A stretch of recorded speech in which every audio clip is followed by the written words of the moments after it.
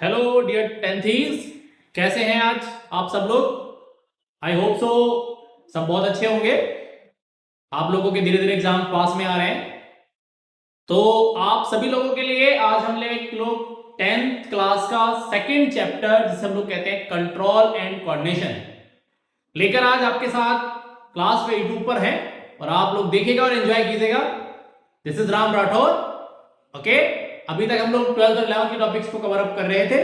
आज हम 10th के टॉपिक को लेकर आपके साथ हैं और पूरा चैप्टर लगभग 5 to 6 मार्क्स हम इस चैप्टर में आज एक क्लास में 1.5 आवर की कवर अप करें। Let's come to the point. देखिएगा, तो जैसे कि चैप्टर है कंट्रोल एंड कोऑर्डिनेशन, तो सबसे पहले हम इसके इंट्रो वाले पार्ट को कवर अप करेंगे। कंट्रोल क्या होता है, ठीक है, तो regulation of body. Okay, body पर जो आपका रेगुलेशन है, ठीक है, रेगुलेशन ऑफ बॉडी, ये आपका कंट्रोल है। जैसे मैं आज आप लोगों को कंट्रोल एंड कोऑर्डिनेशन पढ़ाने जा रहा हूं, तो मैं जितने भी कॉन्सेप्ट कवर अप करूंगा वो कंट्रोल एंड कोऑर्डिनेशन ही करूंगा। आज मैं बायोलॉजी पढ़ा रहा हूं तो अपने फिजिक्स की बात ना करूंगा। ये क्या है, ये मेरी बॉडी का कंट्रोल है। बात समझ में आई? क्लियर हुआ पॉइंट? अगली बात समझिए, अगला कौन है हमारे पास, कोऑर्डिनेशन। कोऑर्डिनेशन क्या होता है, वर्किंग ऑफ, देखो working of various body organs. Okay, various body organs in a systematic manner. जैसे कि मैं अब खड़ा हूं, मैं बोल रहा हूं, तो ऐसा थोड़ी ना बेटा मेरे खड़े होने में सिर्फ मेरी लेग्स का ही रोल है, नहीं। मैं खड़ा हूं, मेरी बॉडी के बहुत सारे ऑर्गन्स, मेरा ब्रेन, मेरे लिम्स, मेरी बोन्स, मसल्स, बहुत सारी चीजें काम कर रही है एक साथ। मैं बोल रहा हूं तो आपको लग रहा है सर तो सिर्फ माउथ से बोल रहे, नहीं बेटा, कहीं से भी जब एयर एक प्रेशर से गुजरती है तो एक साउंड प्रोड्यूस करती है। देखो, जैसे आपने देखा टायर का बस्ट हो जाए तो एक साउंड आती नहीं आती है, लेकिन पर्टिकुलर वर्ड में मैं कन्वर्ट कर पा रहा हूं। फिर मेरे कौन कौन, लंग्स हो गए, मेरा लैरिंग्स हो गया, साउंड बॉक्स, मेरे लिप्स हो गए, टंग हो गए, दोनों जॉ हो गए, है ना, ब्रेन हो गया, कितने सारे ऑर्गन्स एक साथ काम कर रहे हैं। तो अगर कोई भी ऑर्गन अपना काम ईमानदारी से, लॉयल्टी से नहीं करेगा तो वही फंक्शन क्या हो जाएगा, इंपेयर हो जाएगा। बात समझ में आ रही है? तो देखो, control and coordination are processes that allow organism to respond to stimuli and regulate their function. These processes are important for survival and adaptation. ठीक है, ये किसके लिए जरूरी है, ये जरूरी है सर्वाइवल और अडेप्टेशन के लिए।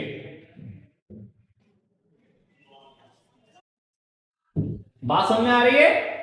देखो, हमारे यहां कंट्रोल एंड कोऑर्डिनेशन का काम कौन करता है, कौन करता है, हमारा brain and spinal cord.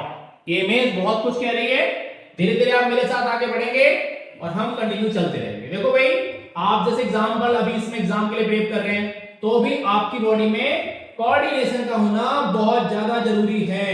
Exam देने हैं, टाइम को मैनेज करना है, ये सब क्या है, आपकी बॉडी का कंट्रोल एंड कोऑर्डिनेशन। आज आप क्लास पढ़ रहे हैं, आपने माइंड मेकअप किया हुआ, नहीं आप 2 घंटे 1.5 घंटे बैठ के क्लास पढ़नी है आराम से की, तो ये भी क्या है, कोऑर्डिनेशन है। बात समझ में आ रहा है, कंट्रोल है। हम आजकल के जमाने में क्या होता है कि हम जो शॉर्ट रील्स स्क्रॉल करने लगे हैं ना जरा देर में, ये हमारा कंसंट्रेशन को थोड़ा क्या करती है, चेंज कर देती है। देखो, आप सब कर सकते हैं, आप सब कैपेबल हैं, आप सब बहुत अच्छे मार्क्स ला सकते हैं। बस लगे रहिए और अच्छे से पढ़ते रहिए, कॉन्सेप्ट को समझिए और लेक्चर का एंजॉय कीजिए। ओके, तो देखिए स्टिमुलस क्या है, आप इस इमेज को देखो, अगर आप इस साइड वाले इमेज को देखेंगे, देखो ये फूड आइटम रखा है, कौन रखा है, ये फूड आइटम रखा है, कोई भी फूड है। और देखो इसे देखकर डॉगी के माउथ से क्या हो रहा है, ये हो रहा है सलाइवेशन। क्या हो रहा है बेटा, सलाइवेशन। जैसे आप घर आओ, स्कूल से आए, घर पूछा मम्मा से क्या बनाया मम्मी आज खाने में, मम्मा ने कहा आज तो मटर पनीर बना, या आज तो आपके हिसाब का क्या बना है, मम्मी ने आज मैक्रोनी बनाया है। तो क्या हुआ, माउथ से सलाइवेशन होना स्टार्ट हो गया। और मम्मी ने कह दी आज बनिए लौकी, हैं अब तो नहीं खाएंगे, तो आपके माउथ में सलाइवेशन नहीं होगा। क्यों, वो आपके हिसाब का स्टिमुलस नहीं है, आपके हिसाब का फूड था तो तुरंत स्टिमुलस ब्रेन से, ब्रेन ने तुरंत सैलिवरी ग्लैंड को एक्टिवेट किया और माउथ से सैलिवेशन स्टार्ट हो गया। सेम ऐसे तो देखिए एनी एक्सटर्नल और इंटरनल चेंज जो हो जाता है, देखो एनी एक्सटर्नल और internal sudden change in physical surrounding is called stimulus. जैसे टेम्परेचर, कोल्ड, पेन, है ना, कोई स्मेल, ये सब क्या है, ये सब स्टिमुलस काम करते हैं। रिस्पॉन्स क्या है, तो एक्शन ऑफ बॉडी, ठीक है, इन टुवर्ड्स, इन द डायरेक्शन या अपोजिट डायरेक्शन ऑफ क्या, स्टिमुलस। जैसे अच्छे फूड को लेके आपके माउथ में ला रहे हैं, ये आपका रिस्पॉन्स है। आप इस वीडियो को देख पा रहे हैं तो आपकी आई रेटिना, आपका जो आपका आई है, सेंसरी ऑर्गेनस का रेटिना है, पर इमेज बन रही है जाकर आप उसे देख पा रहे हैं, ये सब क्या है, ये सब रिस्पॉन्स है। तो इमेज, ये वीडियो जो चल रही है वो किसका काम कर रही है, स्टिमुलस का, और आप उसे देख पा रहे हैं वो कौन है, वो आपका रिस्पॉन्स है। आपने फिजिक्स में पढ़ा होगा, ठीक है, रेटिना का पर्टिकुलर पार्ट होता है, इसे कहते हैं क्या, फोबिया सेंट्रलिस, जहां पर इमेज बनती है। जो इमेज बनती है वो कैसी होती है, रियल एंड इन्वर्टेड। सीधी कैसे दिखती है, वो ब्रेन की वजह से सीधी दिखती है।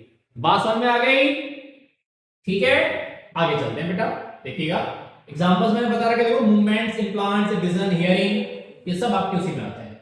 अब देखो कंट्रोल क्या है, मैंने अभी आपको बताया कंट्रोल क्या है, द रेगुलेशन ऑफ बॉडी और ब्रेन ऑन इट्स बॉडी और बॉडी पार्ट्स, उसे कंट्रोल कहते हैं, ठीक है। The process of working of two or more organs in a particular manner to perform a particular function is called coordination. जैसे physical exercise, speaking, movement, है ना, समझ में आ गई बात। तो लिखा है control and coordination mostly animals regulated by nervous system and कौन, एंडोक्राइन सिस्टम।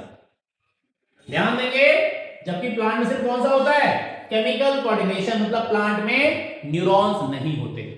केमिकल कोऑर्डिनेशन मतलब क्या है, plants release special kind of hormones. अभी आप आगे चल के मेरे साथ इस लेक्चर में कवर अप करेंगे, ओके, चलते हैं, देखिएगा, बढ़ाते हैं से आगे, आ जाइए। अब सबसे पहले स्टार्ट है आपके पास टॉपिक जहां से क्वेश्चन आते हैं। अब एक एक बात आपको बहुत ध्यान से समझनी है बच्चा पार्टी, ठीक है। देखिए, plants have neither nervous system nor muscles, so they have only कौन सा बेटा, केमिकल कोऑर्डिनेशन होता है इनके पास। Firstly the leaves of the sensitive plants moves very quickly in response to touch, there is no growth involved in this movement. On the other hand the directional movement of seedling is caused by growth. ये सब क्या है, ये सब coordination control है, ठीक है। देखो आप यहां देख पा रहे होंगे इस इमेज में बेटा, ध्यान दो, इस वाली इमेज में देखो, यहां देखो ये सनलाइट आ रही है, देख पा रहे हैं आप लोग, देखो ध्यान दो, ये भी देखो ये ऑक्सीजन के मॉलिक्यूल्स है। तो ऑक्सीजन क्या होता है, जिधर से सनलाइट आ रही है तो अपोजिट डायरेक्शन में चले जाते हैं बेटा, ऐसे देखो। अब आप जानते हैं जी, इधर तो ऐसे समझो, इधर कंसंट्रेशन बढ़ गई, इधर कंसंट्रेशन क्या है, कम, तो हायर कंसंट्रेशन से किधर, लोअर कंसंट्रेशन की ओर मूवमेंट हो जाता है। That's why the stem of the plant has been moved towards the sunlight, इसे कहते हैं फोटोट्रोपिज्म। आप घर में देखो, आपने कोई प्लांट लगा रखा है इंडोर, और कहीं विंडो से फिल्टर्ड सनलाइट आ रही है, आपने मान लो घर में मनी प्लांट लगा रखा है, तो भी आप देखना उसकी ट्विग जो होगी वो किधर जाएगी, टुवर्ड्स द सनलाइट जाएगी। तो ये कैसा मूवमेंट है, फोटोट्रोपिज्म, जो किसकी वजह से होता है, ऑक्सीजन हार्मोन की वजह से होता है। बात समझ में आ गई, कॉन्सेप्ट क्लियर हो गया। देखिए, so plants show two different types of movements, one dependent on growth and the other independent of growth. अब आप अगली स्लाइड पे देखेंगे, ओके। तो देखिएगा मूवमेंट इन प्लांट, तो देखो ये भी देखो तेरा ग्रोथ का मूवमेंट, प्लांट क्या कर रहा है, अपने सीडलिंग मतलब जर्मिनेट कर रहा है, ये भी क्या है, ये भी ग्रोथ इन प्लांट है, ये भी किस तरह का क्या है, मूवमेंट है। तो देखो जरा रिस्पांस ऑफ स्टिमुलस के बिहाफ पर दो तरह के हमारे पास क्या होते हैं, मूवमेंट्स होते हैं बच्चा पार्टी। देखो बहुत ध्यान से समझेंगे। सबसे पहले होते हैं ट्रॉपिक मूवमेंट्स, तो the directional movement of plant in response of stimulus, मतलब प्लांट जो है जब वो स्टिमुलस के डायरेक्शन में काम करेगा, उधर की तरफ को मूव करेगा, तो क्या कहलाएगा, तो this is called directional movement, okay. तो उसे कहते हैं क्या, या तो कहते हैं ट्रॉपिक मूवमेंट या फिर ट्रॉपिज्म। ये ग्रोथ मूवमेंट्स होते हैं। देखिए पहला हो गया फोटोट्रोपिज्म, तो फोटो का मीन क्या होता है बेटा? फोटो का मीन कौन होता है? लाइट। कहते नहीं है फोटो खिंच गई है? पहले का दौर था जब कैमरा रील वाला चलता था तो लाइट ही तो लगती थी और आपकी फोटो क्लिक हो जाती थी। तो फोटो का मतलब क्या होता है? लाइट। और ट्रॉपेजिंग का मीन क्या होता है? कहीं पर भी ट्रॉपेजिंग बना मतलब क्या होता है? डायरेक्शनल। ओके, जब डायरेक्शन मूवमेंट किसके फेवर में होंगे? लाइट के, तो क्या कहलाएगा? फोटोट्रॉपिज्म। जियोफोर कौन होता है? जियोफोर कौन होता है बेटा? ग्रेविटी। बोले तो कौन? अर्थ। ओके, तो जब ग्रेविटी की डायरेक्शन में मूवमेंट होंगे तो कौन सा कहलाएगा? जियोट्रॉपिज्म। अभी एक एक को विद इमेज बताऊंगा। ओके, हाइड्रोवर्ड किसके लिए आता है? हाइड्रो किसके लिए आता है बच्चा पार्टी? वाटर के लिए आता है। ओके, किसके लिए आता है? वाटर के लिए आता है, समझिए। अगला हो गया थिग्मोट्रॉपिज्म। थिग्मोफोर कौन आता है? टच। जब टच के डायरेक्शन में, कीमो फॉर कौन? केमिकल्स आता है। ओके, बात समझ में आ रही है? ध्यान दीजिए। और जब मूवमेंट कैसे हो जाते हैं? Non directional. ठीक है, मतलब वो स्टिमुलस को आइडेंटिफाई नहीं कर पाते, तो ये नॉन ग्रोथ मूवमेंट होते हैं। और यहां पर दो तरह का मूवमेंट होता है। ठीक है, देखिए अगली स्लाइड पे पहले हम नेस्टिक मूवमेंट को कवर अप करेंगे। कौन कौन से? एक होता है फोटोनेस्टिक और एक होता है थिग्मोनेस्टिक। तो फोटो अभी आपने पढ़ा, फोटो मतलब कौन हो गया? लाइट। और नेस्टिक मतलब कैसे? Non directional. कैसे बेटा? नॉन डायरेक्शनल मतलब जब प्लांट लाइट को डायग्नोस नहीं कर पाएगा। जैसे देखो क्या है? ब्लूमिंग ऑफ फ्लावर इन कहां? Moon plants. तो रात में कहां सनलाइट थोड़ी ना आती है, फ्लावर देखा ना, क्या कहते हैं रात की रानी, रात को फुल ब्लूम करता। तो कैसा मूवमेंट है ये? फोटोनेस्टिक मूवमेंट है। अगला बड़ा इंपॉर्टेंट है, इसे कहते हैं क्या? थिग्मोनेस्टिक। तो थिग्मो मतलब कौन हो गया? थिग्मो मतलब हो गया कौन? टच। कभी नाम सुने हो? कहते हैं ना किसी आदमी को छूलो से कुछ हो जाए, निशान आ जाए उसकी बॉडी पर, ऐसे कहते नहीं छुई मुई है क्या है? आजकल बड़ी दिक्कत होने लगी है ना बच्चों के साथ, क्योंकि बेटा बच्चा जब बॉर्न करता है तो पता लगता है उसे पहले जूते चप्पल कपड़े पहना देते हैं। अब उसका इम्यून सिस्टम वीक नहीं हो जाता है तो फिर उसे दिक्कत होने लगती है। आजकल देखो ना बच्चे कितने सारे एलर्जी होने लगे। सोचना पड़ेगा इस बारे में। बॉडी को जितना रफ एंड टफ बनाया जाएगा बॉडी उतना अच्छा काम करेगी। जो पैम्परिंग वाला कॉन्सेप्ट है ना बेटा, ये सिर्फ ह्यूमंस में है और कहीं नहीं आता। कोई भी एनिमल आप देखो, जब एग से हैचिंग होती है, जब बेबी बाहर आता है, लार्वा बाहर आता है, कोई भी एनिमल एग को ब्रेक नहीं करता। वो लार्वा खुद उस एग को ब्रेक करके बाहर निकल कर आता है। अगर ऐसा नहीं होगा, वो एनिमल उसके, मान के चलो कि उसके एग को तोड़ दे, हैचिंग करा दे, तो क्या होगा? तो होगा ये कि वो वीक हो जाएगा और वो उस एनवायरमेंट में सर्वाइव नहीं कर पाएगा। देखिएगा केयरिंग और पैम्परिंग में डिफरेंस होता है, तो हमें समझना पड़ेगा।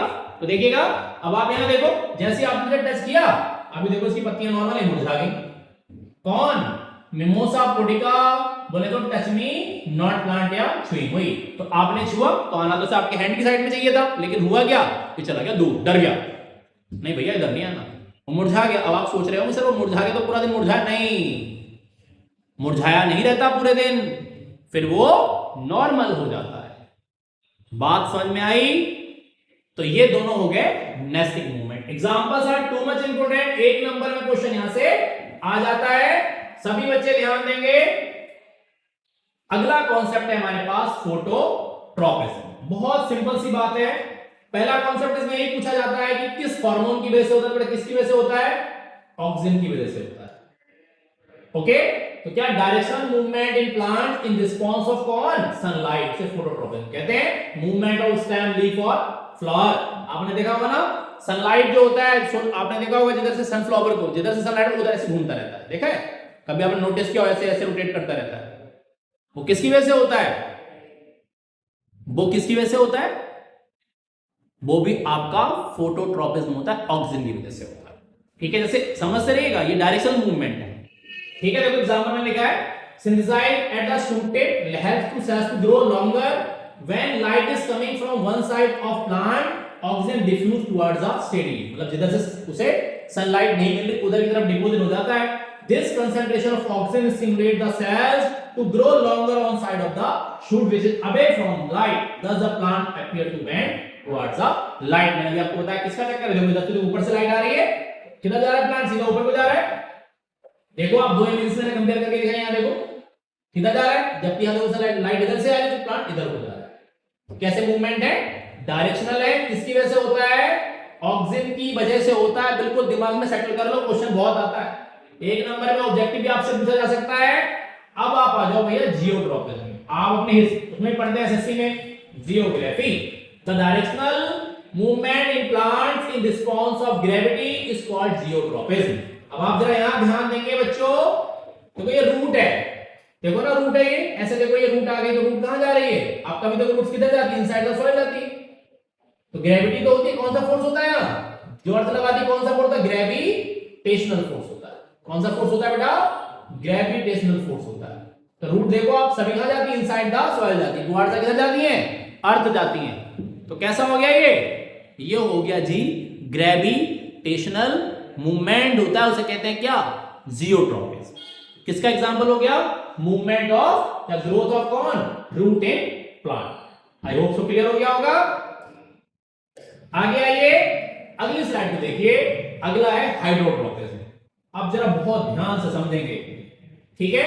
कई बार हमें लगता है कि सर प्लांट तो रूट की तरफ जा रहा था, सॉरी प्लांट जो था वो तो ग्रेविटी की तरफ जा रहा था, तो वाटर की तरफ भी जाएगा। हमने आज दो एक्सपेरिमेंट करके दिखाया बेटा, देखो साइड में, आप घर पे इस एक्टिविटी को करके भी देख सकते हैं। देखिए ये वाटर है, ये हाई मॉइस्चर कंटेंट जो रूट अभी सीधी जा रही है।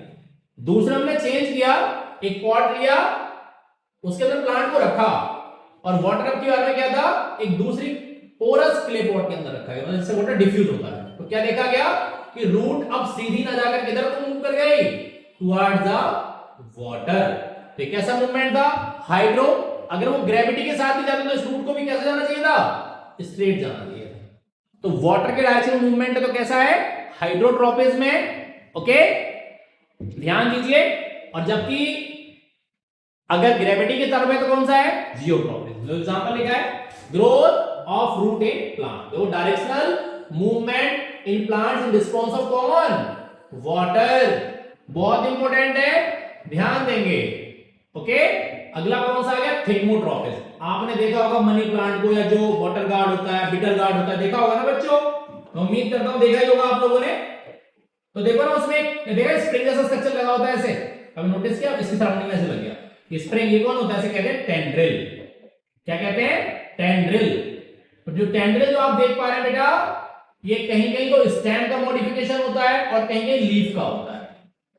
ये कौन से प्लांट में होता है बेटा, ये क्लाइंबर्स में होता है। आपको पता है क्रीपर्स, क्लाइंबर्स, हर्बेसियस, इस तरह के प्लांट्स होते हैं, हर्ब, श्रब्स, है ना। तो क्लाइंबर्स को सपोर्ट की जरूरत पड़ती है। तो जब अब देखो जिधर से भी सपोर्ट मिलेगी प्लांट उधर की तरफ चलना स्टार्ट कर देगा। तो कैसा हो गया ये ग्रेविटेशनल नहीं है, ये ना ही जियोट्रॉपिज्म है। किसकी जा रहा है, टुवर्ड्स द टच जा रहा है। टच जा रहा है तो कौन हो गया, थिग्मोट्रॉपिज्म। देखो लिखा है growing of tendrils coiling around a support। ध्यान दीजिएगा, बहुत इंपॉर्टेंट है। जो रूट होती है वो क्या है, वो एक क्वेश्चन भी आता है, कौन होती है, पॉजिटिवली कौन, एक तो हो गई कैसी, जियोट्रॉपिक, और पॉजिटिवली कैसी हो गई, हाइड्रोट्रॉपिक। मेजॉरिटी में ये होता है। स्टेम पे आ जाओ तो कैसा हो गया, पॉजिटिवली कैसा, फोटोट्रॉपिक, और कैसा हो गया, पॉजिटिवली कैसा, थिग्मोट्रॉपिक। देखो ध्यान दो। ओके तो जो ये स्टेम, अब देखो स्टेम ज्यादा भाई, कुछ स्टेम की बात अलग, पोटैटो है, कुछ और एक्सेप्शंस हैं, उनकी बात अलग है। मेजॉरिटी में स्टेम कैसा होता है, मेजॉरिटी में स्टेम को अगर आप देखो बेटा तो कैसा होता है, मेजॉरिटी में स्टेम नेगेटिवली जियोट्रॉपिक और नेगेटिवली कौन होता है, हाइड्रोट्रॉपिक होता है। जबकि रूट नेगेटिवली फोटोट्रॉपिक और नेगेटिवली कैसा है, थिग्मोट्रॉपिक होती है। ये कॉन्सेप्ट भी आप लोगों को आना चाहिए, बड़ा डिटेल में मैंने आप लोगों को पढ़ाया, ठीक है। कहीं पर भी देख लो आप, ये सपोर्ट में जब भी चलेगा, देखो ध्यान देना, डायरेक्शनल है तो कौन है, थिग्मोट्रॉपिज्म में, और नॉन डायरेक्शनल है और टच के लिए तो कौन है, थिग्मोनेस्टी है। मैंने अभी आपको पढ़ाया कहां, मिमोसा पुडिका के केस में, ठीक है।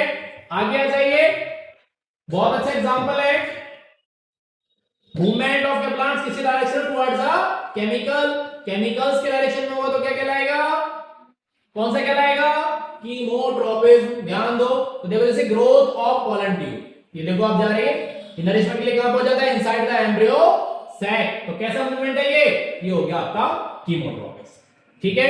बात समझ में आ गई? आगे आ जाओ, केमिकल कंट्रोल की बात चल रही है प्लांट्स में, तो ध्यान दीजिए एक क्वेश्चन आ जाता है कि प्लांट्स में क्या हार्मोन बनते हैं? तो बेटा प्लांट्स में हार्मोन्स नहीं बनते। देखो जरा, ये देखो, ये मैंने स्प्रे करके दिखा रखा है, ये फ्रूट को राइपनिंग के लिए लगाया जाता है, फ्रूट के साइज के लिए स्प्रे करते नहीं करते हैं? तो देखो, they exhibit only chemical coordination. The body parts of plants such root stems secrete special kind of chemicals which act as hormone। ध्यान देना है, हार्मोन नहीं होते, हार्मोन के जैसे काम करते हैं, उन्हें प्लांट हार्मोन्स और फाइटो हार्मोन्स कहते हैं। ट्रेस अमाउंट में बनते हैं, ट्रेस मतलब होता है कम, क्योंकि हार्मोन्स का हाइपो और हाइपर, उनका सिक्रेशन ज्यादा होना और कम होना दोनों ही डिजीज कॉज करता है, आप ऐसे समझ लीजिए। तो इसीलिए बॉडी में इनका रेशियो नॉर्मल रहना बहुत जरूरी है, चाहे प्लांट्स में हो चाहे वो एनिमल्स में। ठीक है, तो आप फोकस करेंगे आप, तो दो तरह के हार्मोन प्लांट रिलीज करता है बेटा। कौन कौन से दो तरह के? एक होते हैं ग्रोथ प्रमोटिंग और एक होते हैं ग्रोथ इनहिबिटिंग। देखो जरा, तो promote the growth of plants like cell division, cell enlargement, pattern formation, ठीक है, tropic growth, flowering, fruiting, seed formation, उन्हें सबको क्या कहते हैं? Growth promoting. से ऑक्सिन, जिबरेलिन्स और साइटोकाइनेस। जिबरेलिन्स को शॉर्टली कहीं GAS लिखा जाता है, आपको याद होना चाहिए। प्लांट में 5 ही हार्मोन्स होते हैं, 3 ग्रोथ प्रमोटिंग होते हैं जो ग्रोथ को बढ़ाएंगे। ठीक है, प्लांट को लंबाई, मोटाई, चौड़ाई, ऊंचाई सब में बढ़ाएंगे। ठीक है, तो वो कौन है? Growth promoting. अब आप सोच रहे होगे इनहिबिटिंग को, इनहिबिट का मतलब होता है कम करना। अब इनहिबिट का मतलब ये मत समझ बैठना कि कोई प्लांट 4 फीट का हो गया तो पता लगेगा अब उसे हम कट कर देंगे तो ऊपर से छोटा हो जाएगा। नहीं बेटे, ध्यान देना है, बहुत इंपॉर्टेंट बात मैं आपको बताने जा रहा हूं। हाइट कम थोड़ी ना हो सकती है, सिर्फ हाइट को रोका जा सकता है कि अगर आप ग्रोथ इनहिबिटर डालो तो ग्रोथ, उस प्लांट की ग्रोथ क्या स्टॉप हो जाएगी। आपने कभी देखा है, एक हेज प्लांट होता है जो आप घरों में लगा लेते हैं, कई बार आपने देखा गार्डन के बाहर बाउंड्री बनाई जाती है, आपने देखा होगा। तो देखा ना, गार्डनर जो उसे ऊपर से कट करता है, देखा होगा, है ना। मैं ज्यादातर बच्चों से पूछता हूं, मैं पढ़ाता हूं क्लास में, ज्यादा बच्चे कहते हैं सर वो अच्छा लगे इसलिए करता है गार्डनर ऐसा है। देखो, उस गार्डनर ने भले ही साइंस नहीं पढ़ी हो, लेकिन वो साइंटिफिक लॉजिक है। आपने प्लांट बाहर लगाया क्यों? ताकि बाहर से कोई एनिमल गार्डन के अंदर ना आ जाए। बात समझ में आ रही है? क्लियर हो रहा है पॉइंट? तो अब अगर वो ऑक्सीजन है तो ऑक्सीजन प्लांट कैसे बढ़ाएगा? ऊपर की तरफ लेके चलेगा, तो दिक्कत आ जाएगी। ऊपर से कट करेंगे तो ऑक्सीजन का अमाउंट क्या खत्म हो जाएगा, नीचे से फिर लेटरल ग्रोथ होगी, क्यों? ऑक्सीजन के खत्म होने से साइटोकाइन अपना काम करना स्टार्ट करेगा, तो लेटरल ब्रांचिंग होनी स्टार्ट हो जाती है। तो प्लांट अब क्या होता है? हैवी होने लगता है, ऐसे ब्रांच निकल गई तो अब क्या होता है? एक प्लांट दूसरे प्लांट के क्लोज आ जाता है। तो साइंटिफिक रीजन है ये, समझ में आ गई बात? आई होप सो आपको समझ में आया होगा। देखिए, तो इनहिबिट और stop the activities growth of A plant like dormancy and absence. Dormancy क्या होता है? Inactive stage of seed. Absence का मतलब होता है फॉल डाउन, अभी आप आगे पढ़ेंगे। They response to wants and stress, जैसे ADA and one ethylene. ADA को स्ट्रेस हार्मोन कहते हैं, अभी आप आगे पढ़ेंगे। इथाइलिन एक अकेला हार्मोन है बेटा, जो कैसी फॉर्म में होता है? गैसियस फॉर्म में होता है। अभी मैं आपको आगे बढ़ाऊंगा, बड़ी इंपॉर्टेंट बात है, इसका फॉर्मूला होता है C2H4। ओके, समझ में आ गई बात? क्लियर हो गया बात? तो देखो, अब एक एक हार्मोन आप लोगों को पढ़ना है और एक एक का फंक्शन आप लोगों को पता होना चाहिए। ऑक्सीजन अभी आप पढ़ के आए पीछे, सभी जानते हैं। तो ऑक्सीजन क्या करता है? देखो, synthesize at the shoot tip helps the cell to grow longer, initiate rooting in stem cutting, देखो लिखा, प्रमोट्स फ्लावरिंग, जैसे पाइनएप्पल्स में, help to prevent fruit and leaf drop at early stage. Also promote क्या? Apical dominance. Apical dominance क्या होता है? Plant को कैसे हाइट में बढ़ाता है, देखो लिखा है, इनहिबिटिंग ऑफ लेटरल ग्रोथ। और बर्ड्स में अभी आपको बताया कि अगर इसे यहां से कट करेंगे तो ऑक्सीजन जब खत्म हो जाएगा तो दूसरा हार्मोन साइटोकाइन काम करेगा, यानी ब्रांचिंग होनी स्टार्ट हो जाएगी। ब्रांचिंग तो प्लांट क्या हो जाएगा? प्लांट जो हो जाएगा भारी भारी सा लगेगा, भरा भरा सा लगेगा। एग्जांपल देखो, जैसे ये बहुत ज्यादा आपसे नहीं पूछे जाते, एक नाम आप जानते होंगे 2,4-D, एक केमिकल है जो खेतों में एज अ बीडीसाइड लगाया जाता है। ठीक है, पाउडर होता है, छिड़का जाता है, आप लोगों को पता होना चाहिए। सेम इमेज मैंने पीछे आपको बताई, देखो ऑक्सीजन अपोजिट चला जाएगा और प्लांट का स्टेम को मूव कर जाएगा। ठीक है, देखिएगा बहुत आराम से चल रहे हैं। जिबरेलिन्स में आ जाइए, ठीक है, जिबरेलिन्स में आ जाइए, तो क्या होता है? दे elongate to the fruit and improve its shape like an apple। Delay क्या? एजिंग, सेंसेस एजिंग कहलाती है, और क्या? इलोंगेशन लीड करते हैं, बहुत इंपॉर्टेंट है। ध्यान दो, एलोंगेशन ऑक्सिलरी लीड करता है, लेकिन वो स्टैंड को ऐसे बढ़ा के देता है। साथ में कौन जिबरेलिन काम करता है, जीएएस। साइटोकाइन को देखो, साइटो का मतलब क्या होता है, सेल्स। ध्यान दीजिए, काइनेस मतलब क्या होता है, डिवीजन। बहुत इंपॉर्टेंट है, क्वेश्चन बनता है कि नेम द हार्मोन या plant hormone which is used in क्या माइक्रो प्रोपेगेशन और टिश्यू कल्चर।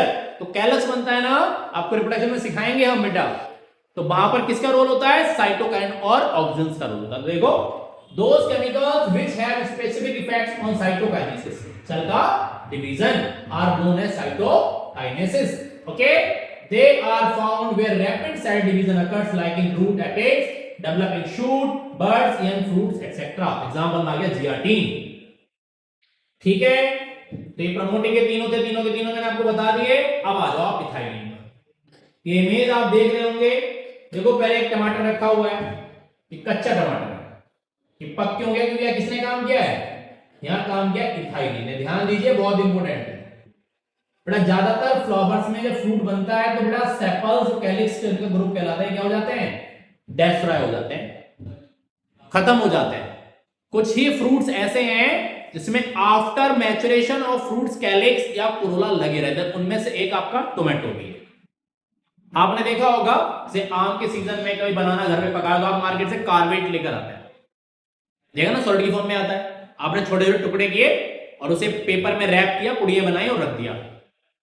4 से 7 दिन के बाद, 1 हफ्ते के बाद आपने उसे खोला तो क्या पुड़िया में आपको वो कार्बेट मिलता है, नहीं मिलता ना। फ्रूट जो आपने कच्चे रखे तो क्या हो जाते हैं, पक जाते हैं। आप कई बार देखो, जहां कार्बेट आपने रखा होता है ना, वो एरिया डार्क स्पॉटेड हो जाता है, तो वहां अमाउंट ऑफ इथाइलिन बढ़ जाता है, वो ज्यादा पक जाता है। तो एक अकेला हार्मोन है जो गैसियस फॉर्म में है, याद रखना है, बहुत क्वेश्चन पूछा जाता है यहां से। Exactly, okay. तो देखिए मैंने लिखा है यहां, a simple and only gaseous hormone is called ethylene, forms in large amount by tissue undergoing sensory aging में जो आ रहे होते हैं, and ripening of क्या कराएगा, fruit, promotes sensory aging को प्रमोट करता है, and abscission of plant organs like leaves and flowers, highly effective in ripening of fruits, break seed and bud dormancy। ध्यान देना है। तो इनिशिएट क्या करेगा, germination in peanut seeds, spotting of potato tubers, बहुत इंपॉर्टेंट है। डोरमेंसी मैंने बोला, सीड जब इनएक्टिव स्टेट में एंटर कर जाता है उसे डोरमेंसी कहते हैं। आपने देखा होगा मार्केट से आप सीडलॉस में पाउडर लगा होता है, वो एबी होता है, मैं आपको बताऊंगा आगे। घरों में आपने अनाज को स्टोर कर रखा है आपने यहाँ किसी पॉट के अंदर, तो आपने क्या उसे एयर टाइट किया हुआ है, क्या कि उसे एयर ना मिले, सनलाइट ना मिलेगी, वो मिलेगी तो जर्मिनेट कर जाएगा। आप देखो आलू घर में पड़ा है, बरसात के मौसम में जर्मिनेट करना स्टार्ट कर देगा, क्यों, कंडीशन क्या हो जाती है, फेवरेबल, और डोरमेंसी खत्म। ठीक है, क्लियर। अब आप आ जाओ एबीए को, पहला क्वेश्चन आता है कि एबीए को स्ट्रेस हार्मोन क्यों कहते हैं। पहली बात तो आप यहां देख लो, कई सारे रीजंस हैं। तो स्टोमेटा को क्या करता है, एबीए देखो पहले स्टोमेटा ओपन दिख रहा है, ये कैसा स्टोमेटा, ओपन है, ठीक है। और जैसे एबीए स्टोमेटा क्या हो गया, close, prevent the excessive loss of water. तो क्या रीड कर रहा है, स्ट्रेस, ओके। और मान लो पानी कमी होगी तो ऐसा कर देता है एबीए, तो इससे क्या लिखा, ड्रॉट, स्ट्रेस रेजिस्टेंस। तो यहां मैंने लिखा है, देखो, inhibit seed germination, stimulate the closure of stomata and increase tolerance of plants to various kind of stresses। So also called कौन सा हार्मोन, स्ट्रेस दे रहा है, कैसे, प्लांट को स्ट्रेसफुल कंडीशन से बचा रहा है। अगर ऐसा नहीं होगा तो फिर प्लांट की अनफेवरेबल कंडीशंस में या वाटर के लैक में डेथ हो सकती है। सभी की बॉडी एक रेगुलेशन मैनर में काम करती है, ओके। लीड सीड डोरमेंसी मैंने अभी आपको बताया, आप दाल लाओ, साबुत चने लाओ, उन सब में कौन लगा होता है, पाउडर लगा होता है, किसका, एबीए का। देखो, helps to seed withstand desiccation and other factor favourable to form growth. Act antagonist to कौन, जीए, मतलब बोले किससे, जिबरेलिन्स के अगेंस्ट काम करता है। Promote senescence and abscission of plant organs like leaves and flowers. जब पत्तियां पुरानी हो जाती हैं, फ्लावर्स पुराने हो जाते हैं, देखा होगा आपने, फ्लावर प्लांट से गिर जाता है, फ्रूट टूट के गिर जाता है, किसकी वजह से होता है, एबीए की वजह से। ठीक है, बात समझ में आ गई। देखिएगा, प्लांट में कोऑर्डिनेशन इतने ही तरह का होगा, ठीक है। अब आप कोऑर्डिनेशन डिस्कस करेंगे कहां, इन एनिमल्स। ये पार्ट थोड़ा सा आपको अच्छे से समझना पड़ेगा,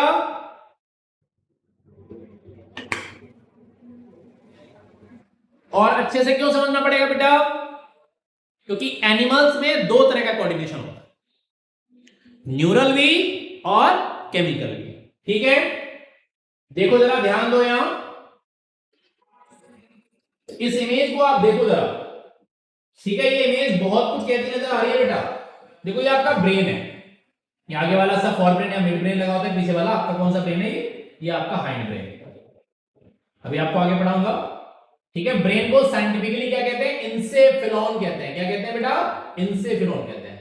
हमारी बॉडी में ब्रेन में सबसे बड़ा हिस्सा कौन होता है, फोर ब्रेन होता है। अब आप देखो तमाम तरह के स्टिमुलस आ रहे हैं, सब कहां, ब्रेन पे जा रहे हैं। ब्रेन तीन तरह से काम करता है। क्या, सबसे पहला इनपुट किसी सिग्नल को लेगा, उसे क्या करेगा, प्रोसेस कहते हैं, क्या प्रोसेसिंग, और फिर क्या होता है आउटपुट, और उसी के हिसाब से क्या मिलेगा आपको, सिग्नल मिलेगा बेटा। ठीक है, जैसे आपने किसी भी चीज को छुआ, ऐसे टच किया, देखो ऐसे, तो पहले इनपुट मिला ना ब्रेन। अब आप कहो सर इतनी जल्दी कैसे पता लग गया, तो बेटा न्यूरॉन जो हमारी बॉडी में सिग्नल ट्रांसमिट हो रहा है, वो न्यूरॉन 125 मीटर पर सेकंड की स्पीड से सिग्नल को कैरी करता है।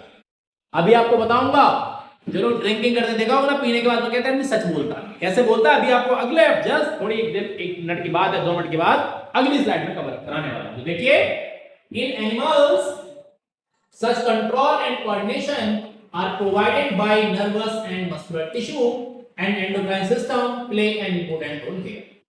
Lower grade of animals have simple kinds of nervous system. ठीक है, इतने से काम चल जाएगा। ठीक है, देखो जरा आ जाओ। अब सबसे पहली बात कौन है बेटा, सबसे पहली बात यहां से है, न्यूरॉन्स और nerve cells is a structural and functional unit of nervous system. It play a major role in control and coordination. कहां, एनिमल्स. अब न्यूरॉन की बात करो तो neuron this is the longest cell of universe. कितना लगभग बेटा, 90 सेंटीमीटर से 1 मीटर लॉन्ग. आप ऐसे समझ लो जैसे कि आपके घर में इलेक्ट्रिसिटी की सप्लाई के वायर्स फैले हुए हैं, सेम ऐसे ही आपकी पूरी बॉडी में ऊपर से लेकर नीचे तक सब में क्या है, सब में न्यूरॉन ही न्यूरॉन. न्यूरॉन एक ऐसा बॉडी सेल है, न्यूरॉन और हार्ट, जो आफ्टर चाइल्ड बर्थ रिपेयर नहीं होता. आपने सुना भी होगा, जब ब्रेन की सर्जरी होती है तो डॉक्टर बोल देता भैया हो सकता है देखना बंद कर दे, हो सकता है सुनना बंद कर दे, हो सकता है मेमोरी चली जाए. ठीक है, अब आप देखो, समझो इस बात को बहुत अच्छे से. कैसे, जैसे कि आपके घर पे इलेक्ट्रिसिटी सप्लाई है, तो आपने देखा होगा नॉर्मली जो इंजीनियर्स होते हैं, जो इलेक्ट्रिशियंस होते हैं, वो एक कलर कोड यूज करते हैं कि इलेक्ट्रिसिटी की सप्लाई है तो ऐसा कलर से डालेंगे, इन्वर्टर की सप्लाई है तो ऐसे डालेंगे इस कलर से, न्यूट्रल डालेंगे तो इस कलर से डालेंगे. अब आजकल क्या है, मार्केट में इलेक्ट्रिशियन बड़े चालाक होने लगे, क्योंकि नंबर बढ़ने लगा, कंपटीशन का जमाना है, तो वो क्या करते हैं कि कलर कोड बदल देते हैं कि मान के चलो कल को आपके घर में कोई दिक्कत हो जाए तो आप किसी और इलेक्ट्रिशियन को बुला ही ना पाए, क्योंकि उसे पता ही नहीं लगेगा कौन सी सप्लाई कहां है. तो अब मान के चलो कोई अननोन आदमी आया, उसने कट मार दिया, पता लगा वो सप्लाई तो कोड तो इन्वर्टर की सप्लाई का था, उसने वो लाइट पे डाल रखा है, तो आपके घर की इलेक्ट्रिसिटी गुल हो गई. तो सेम ऐसे जिधर का वायर कट गया उधर का सिग्नल गया, उधर नहीं समझ सकते. बात समझ में आ गई भाई, जिधर करंट जाएगा ही नहीं तो फिर सिग्नल आएगा कैसे. बात समझ रहे हो मेरी. तो ये रीजन है, सब में सबसे ज्यादा यही पूरा पूरा पूरा एकदम बंच बना हुआ ब्रेन में ऐसे है ना. ये बोन से कवर है पहले ऐसे, इसके अंदर मेनिंजेस लगी है. ठीक है, ये 8 बोन्स होती हैं जो ब्रेन को कवर करके रखती है. ये देखो सर वाले से समझ में आ रही है, हाँ ये ऐसे 8 बोन्स से कहते हैं क्रेनियम या ब्रेन बॉक्स. समझिए. ओके, तो क्या बताया मैंने, लॉन्गेस्ट सेल ऑफ यूनिवर्स भी है और longest cell of human body. अब आप सोच रहे हो सर इतना लंबा, यस बिल्कुल 1 मीटर तक लंबा होता है बेटा.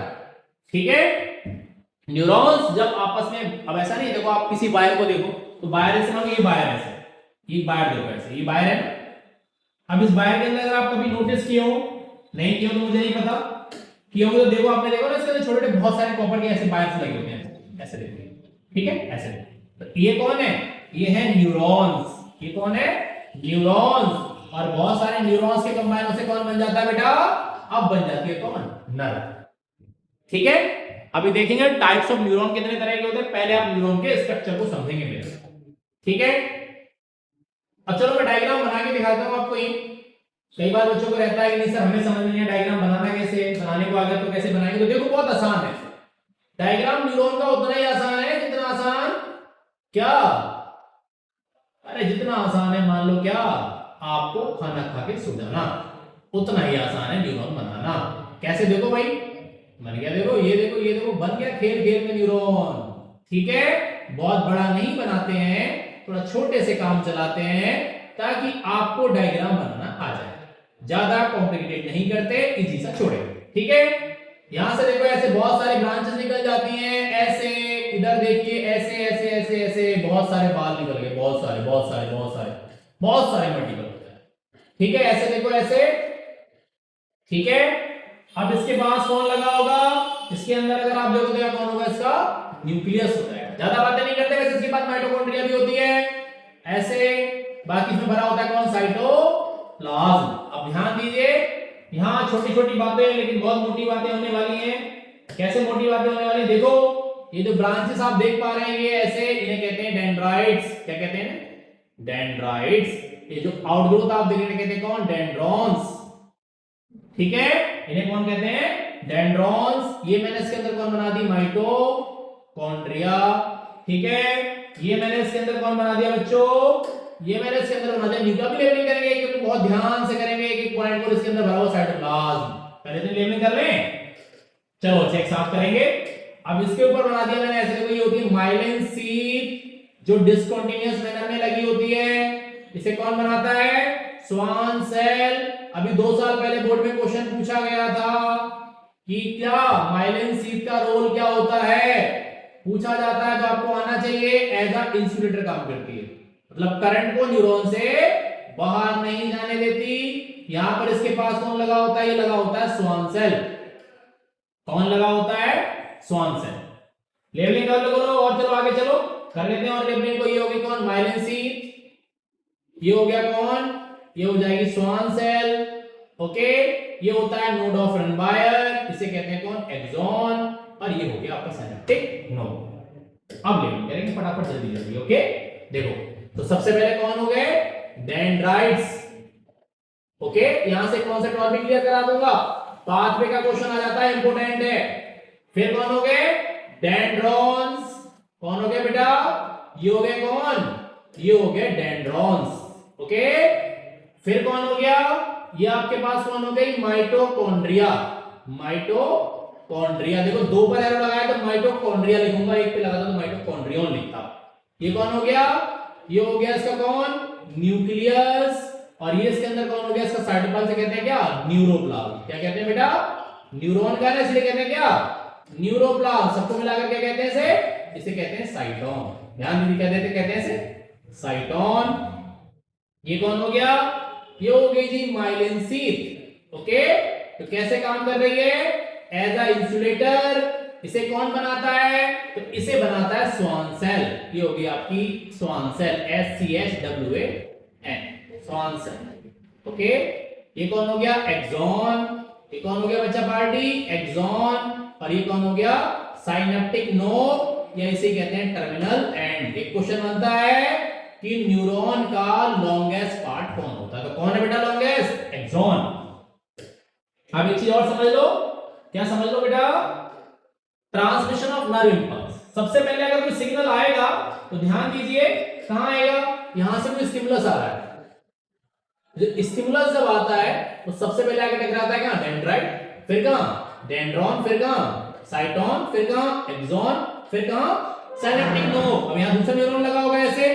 ठीक है, ऐसे देखो ये स्पेस थोड़ा सा मैं एडजस्ट कर दूं तो यहां ये जो गैप है भरा होता है केमिकल से कहते हैं कौन, न्यूरोट्रांसमीटर। ये स्पेस में किसे कौन कहलाता है, साइनेप्स कहलाता है। अब सिग्नल कहां पहुंचेगा, साइनेप्स, साइनेप्स से आगे बढ़ेगा। ठीक है, तो पाथवे का 1 मार्क बिल्कुल क्लियर है, एक बार में, बिल्कुल एक बार में समझ लीजिए। सिग्नल आया dendrite, dendron, cyton, axon, synaptic node, फिर कहां, साइनेप्स। ओके, बात समझ में आ गई। जितनी बातें मैंने आपको बताई सारी बातें मैंने लिखी। देखिए किसी न्यूरॉन को देखेंगे तो क्या क्या स्ट्रक्चर आपको दिखाई देंगे। सबसे पहले कौन, साइटोन या सेल बॉडी। न्यूराइट्स में कौन, डेंड्रॉन, एक्सॉन और साइनेप्टिक नोड, या बोले तो KNOT होता है। और कौन हो गया, टर्मिनल एंड। ठीक है, डायग्राम में बना हुआ भी है लेकिन मैंने आपको बना के सिखाया। सबसे पहले साइटोन वाले पार्ट में देखो कौन होता है बेटा, तो साइटोन कौन होता है, सेलुलर पार्ट होता है। देखो आप, part of neuron which contains neuroplasm cell organelles like mitochondria, Nissen's granule। तो बेटा लार्ज साइज राइबोसोम्स होते हैं, कुछ और नहीं होता, and endoplasmic reticulum is called साइटोन।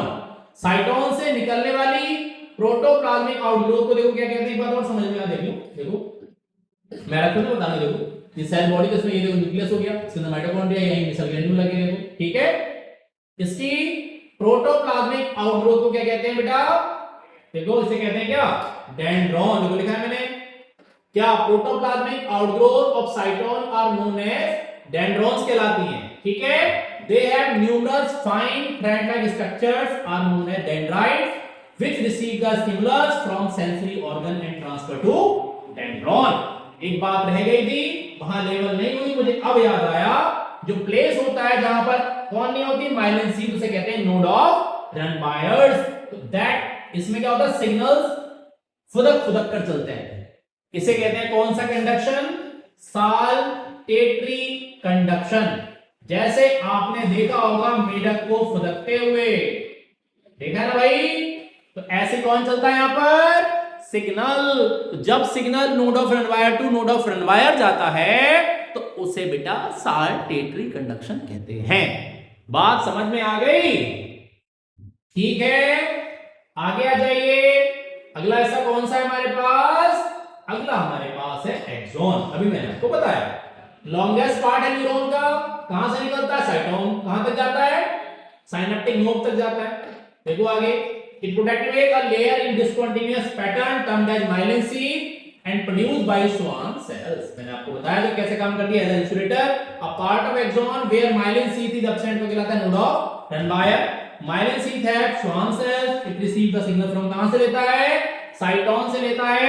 Path वे में मैंने अभी आप लोगों को कवर अप कराया, बिल्कुल नीचे वाला हिस्सा कौन कहलाता है, देखो अभी आपको मैंने बताया, सारे पॉइंट लिखाए हैं एक एक, देखो posterior part of neuron have numerous knob-like structures or called terminal ends of synaptic nodes. They connect to one neuron with another neuron through one synapse। synapse क्या होता है, synapse होता है a gap between two neuron। बहुत simple सी definition है। तो दो तरह के synapse होते हैं बेटा, वैसे तो आपको नहीं पढ़ने, लेकिन फिर भी मैं आपको बताता हूं। synapse की बात चल रही है तो आपको आना चाहिए कि ऐसा ना हो कल को कोई आपसे पूछ बैठे तो आपको राम सर ने तो बताया नहीं था, ऐसा होता ही नहीं, ऐसा बिल्कुल नहीं। ऐसे मानो कि ये एक न्यूरॉन नहीं आया और एक न्यूरॉन नहीं आया, ऐसे तो जब दोनों आपस में बिल्कुल मिले जुले होते हैं ना, ऐसे वैसे कहते हैं कौन सा साइनेप्स, देखो ऐसे इसे कहते हैं कौन सा, फिजिकल या इलेक्ट्रिकल साइनेप्स। इसमें सिग्नल्स बहुत तेजी से फ्लो होते हैं, एक कम होते हैं, रेयर होते हैं। मोस्ट कॉमन टाइप कौन सा होता है, जिसमें केमिकल भरा होता है, कौन, न्यूरोट्रांसमीटर, ओके। और हमारे यहां मोस्ट कॉमनली न्यूरोट्रांसमीटर का नाम कौन है, ACH बोले तो एसिटोकोलिन, जो सिग्नल्स को एक न्यूरॉन से दूसरे न्यूरॉन में लेकर जाता है। डोपामाइन है, सीरोटोनिन है, बहुत सारे ऐसे हैं, लेकिन मोस्टली मैंने बोला मोस्ट कॉमन कौन है, एसिटोकोलिन। जब आप बहुत खुश होते हैं ऐसे तो क्या होता है, डोपामाइन रिलीज होता है, ठीक है, समझ में आई बात। और ऑक्सीटोसिन जिसे कहते हैं बॉन्डिंग हार्मोन, जब आप किसी के साथ लव में हैं, है ना, आप किसी के साथ रिलेशन में हैं, तो आपकी जो बॉन्डिंग है वो किसकी वजह से, ऑक्सीटोसिन की वजह से। बॉडी क्या बना रही है, ऑक्सीटोसिन बना रही है। बात समझ में आ रही है, देखो देखा, gap between terminal ends and dendrites of another neuron is called synapse filled with the neurotransmitter, कहते हैं एसिटोकोलिन। कुछ भी बच के नहीं जाएगा, सब कुछ यहीं से आएगा राम सर की क्लास से, ये आप समझ लीजिए। पढ़ना है, एक भी कॉन्सेप्ट ऐसा नहीं होगा जो आपको क्लियर ना कराया जाए, ठीक है। फटाफट देखो, ओके। देखो अब आप कहेंगे सर आपने दोनों टाइप नहीं बताए कि कैसे कैसे टाइप होते हैं। बेटा ये सब बातें ना क्लास 11 में पढ़ोगे, हमें यहां पर जितना पढ़ना है जितने से हमारे एग्जाम्स में काम चल रहा है, हमारे एग्जाम्स में अच्छे मार्क्स आ जाए, ठीक है। अब मैं आपको डीप लेके चलने लगूं अभी, तो फिर बड़ी दिक्कत आ जाएगी ना, तो इतना डीप हमें चलना नहीं है, ठीक है। अभी देखो नर्व्स क्या होती हैं, तो देखो मैंने लिखा है, अभी मैंने आपको बताया ना इमेज से, तो देखो नर्व्स क्या हो गया, अ ग्रुप ऑफ न्यूरॉन और bundles of nerve fibres is known as nerves. It connect किससे, रिसेप्टर विद कौन, सीएनएस। अब देखो जरा, मैंने बोला बहुत सारे न्यूरॉन मिलाकर कौन बनता है, नर्व। तो बेटा चाहे नर्व हो चाहे न्यूरॉन हो, दोनों का मतलब सेम होता है, ठीक है। मतलब सॉरी, एक ग्रुप होता है और एक कौन होता है, एक उसकी यूनिट होती है, ऐसे समझ लीजिए। तो एफरेंट और सेंसरी न्यूरॉन या नर्व कौन होती है, जो सिग्नल को देखो क्या करेगी, सेंसरी ऑर्गन से कहां लेकर जाएगा सिग्नल को बेटा? जो लेकर जाएगा कहां? CNS तक, तो उसे कहते हैं कौन सा? सेंस और एफरेंट। ई फॉर एग्जिट होता है, ध्यान रखो, एग्जिट मतलब होता है निकालना। तो अभी तो आप सिग्नल ले रहे हैं तो उसे एफरेंट कहते हैं। कई बार एफरेंट और इफरेंट में कंफ्यूजन हो जाता है बेटा। तो मैंने बहुत सिंपल बात बताई कि ई फॉर एग्जिट, सिग्नल निकलेगा, अभी आपकी बॉडी को सिग्नल लेके जाना, तो लेके कौन जाएगा? एफरेंट और सेंसरी। जैसे आप समझो, जैसे मैंने ये उठाया, देखो मेरे पास एक छोटा सा, जैसे मान के चलो ये मेरे पास एक स्काल्पल रखा हुआ है बेटा, ये देखो मैं आज लिए बैठा हूं क्लास में, ठीक है, ये स्काल्पल है और मैंने इसे छुआ ऐसे, इसने क्या मेरी बॉडी को काटा ना, मैं हाथ तुरंत ऐसे करूं, ऐसे देखो ये चुभा, मैंने हाथ मार दिया। तो जब ये चुभा कैसे चुभा, तो इसने मेरी बॉडी को टच किया ना ऐसे, मेरा सिग्नल जो लेकर गया वो कौन लेकर गया? यहां से मैं सीधा मेरे ब्रेन पहुंचा, स्पाइनल कॉर्ड तक, ब्रेन तक, ठीक है। तो किसके थ्रू गया सिग्नल? सेंसरी के थ्रू। मेरी बॉडी को पता लगा कि अगर यहां से हाथ नहीं हटाया तो अब नुकसान हो सकता है, मैंने हाथ यहां से हटा दिया। तो सडन एक्शन इसे क्या कहते हैं? रिफ्लेक्स एक्शन, ठीक है। अच्छे खाने को देखकर मुंह में लार का आना भी क्या है? Reflex action. समझ में आ गई बात? क्लियर हुआ पॉइंट? ठीक है। तो अब जो सिग्नल वापस लेकर आएगा कहां? सीएनएस से कहां था? इफेक्टर तक। तो आप हाथ चलाएंगे, मसल काम करेगी, बोन काम करेगी, तो वो इफेक्टर है। वहां तक सिग्नल लेकर कौन आएगा? मोटर नर्व या मोटर न्यूरॉन। जो दो न्यूरॉन को कनेक्ट करता है उसे कहते हैं रिले न्यूरॉन, अभी मैं आपको पढ़ाऊंगा, ठीक है। और कुछ नर्व्स ऐसी भी होती हैं बेटा दोनों फंक्शन को परफॉर्म करने कहते हैं मिक्स्ड नर्व, ठीक है। ये कॉन्सेप्ट आप 11 में जाके पढ़ेंगे, बस एक छोटा सा नाम था तो मैंने आपको बता दिया कि जो कैसे काम करेगी, एज अ सेंसरी और एज अ मोटर, ठीक है। नर्व पूछेगा तो नर्व लिख देंगे, न्यूरॉन पूछेगा तो न्यूरॉन लिख देंगे, डेफिनेशन चेंज होने वाली नहीं। बस एफ आप इफरेंट और एफरेंट वाले नाम पर ध्यान रखना। ई फॉर एग्जिट, तो सिग्नल वापस आपने हाथ हटाया तो एग्जिट कौन करेगा? इफरेंट करेगा, कभी नहीं भूलना, हटा लिया, ठीक है। अभी देखो बड़ा अच्छा एग्जांपल पढ़ाऊंगा, मजा आएगा, है ना। देखो जरा, बहुत अच्छा एग्जांपल यहां से बनाने वाला हूं मैं आपको, देखो जरा, अभी डिस्कस करेंगे, अभी रिफ्लेक्स सेक्शन वाले पार्ट में पहुंचेंगे। अच्छा चलो, वो आगे आने वाला, पहले अपन पढ़ते हैं about the human nervous system, ठीक है। रिफ्लेक्स सेक्शन आगे आएगा, पहले अपन को ब्रेन कवर अप करना पड़ेगा। तो देखिएगा, आप लोग देख पा रहे होंगे स्लाइड को। तो ह्यूमन नर्वस सिस्टम में दो हिस्से होते हैं, सीएनएस और पीएनएस। सीएनएस में दो हिस्से आते हैं, तो सेंट्रल नर्वस सिस्टम कौन? ब्रेन और स्पाइनल कॉर्ड। ब्रेन आपके नर्वस सिस्टम का सबसे मेजर पार्ट है, ठीक है। आई होप सो बात समझ में आ रही होगी। दूसरा होता है पीएनएस, जो किससे बना होता है? देखो, it consist group of nerves, nerve से मिलकर बना होता है, जो कहां से निकलती है? ब्रेन और स्पाइनल कॉर्ड से। तो जो नर्व ब्रेन से निकलती है उन्हें बेटा कौन सी कहते हैं? क्रेनियल नर्व्स कहते हैं, क्योंकि क्रेनियम वर्ड किसके लिए आता है? ब्रेन के लिए आता है। और जो स्पाइनल कॉर्ड से निकलती है कौन से कहते हैं बेटा? उन्हें स्पाइनल नर्व्स कहते हैं। क्या कहते हैं उन्हें? स्पाइनल नर्व्स, ठीक है। अब आप आ जाओ एसएनएस पर, ठीक है। बोले तो सोमैटिक नर्वस सिस्टम, ये सिग्नल देखो क्या है? Impulse are transfer from CNS to skeletal muscle. जैसे कि आपने हाथ हटाया, वॉलंटरी एक्शन परफॉर्म करेगा, ठीक है। देखो ये क्या है? एएनएस बोले तो ऑटोनोमिक नर्वस सिस्टम, ठीक है। तो ये देखो कैसे काम करता है? Impulse transfer from CNS to involuntary organ and regulate involuntary action of the body. इसमें दो हिस्से होते हैं, कौन कौन से? एक होता है बेटा बोले तो सिंपैथेटिक और एक होता है पैरासिम्पैथेटिक। एक होता है कौन? सिंपैथेटिक, और एक इसमें कौन होता है? पैरासिम्पैथेटिक। दोनों एक दूसरे के एंटागोनिस्टिक काम करते हैं। एंटागोनिस्ट मतलब क्या? अगर सिंपैथेटिक बढ़ाएगा तो पैरासिम्पैथेटिक उसे घटाएगा, और ये बढ़ाएगा तो इसे घटाएगा। बॉडी में दो तरह के एक्शंस होते हैं, पॉजिटिव और नेगेटिव। बॉडी को कंट्रोल्ड रखने की आदत है, ठीक है। अगर कंट्रोल बॉडी नहीं रहेगी तो फिर प्रॉब्लम क्रिएट करेगी।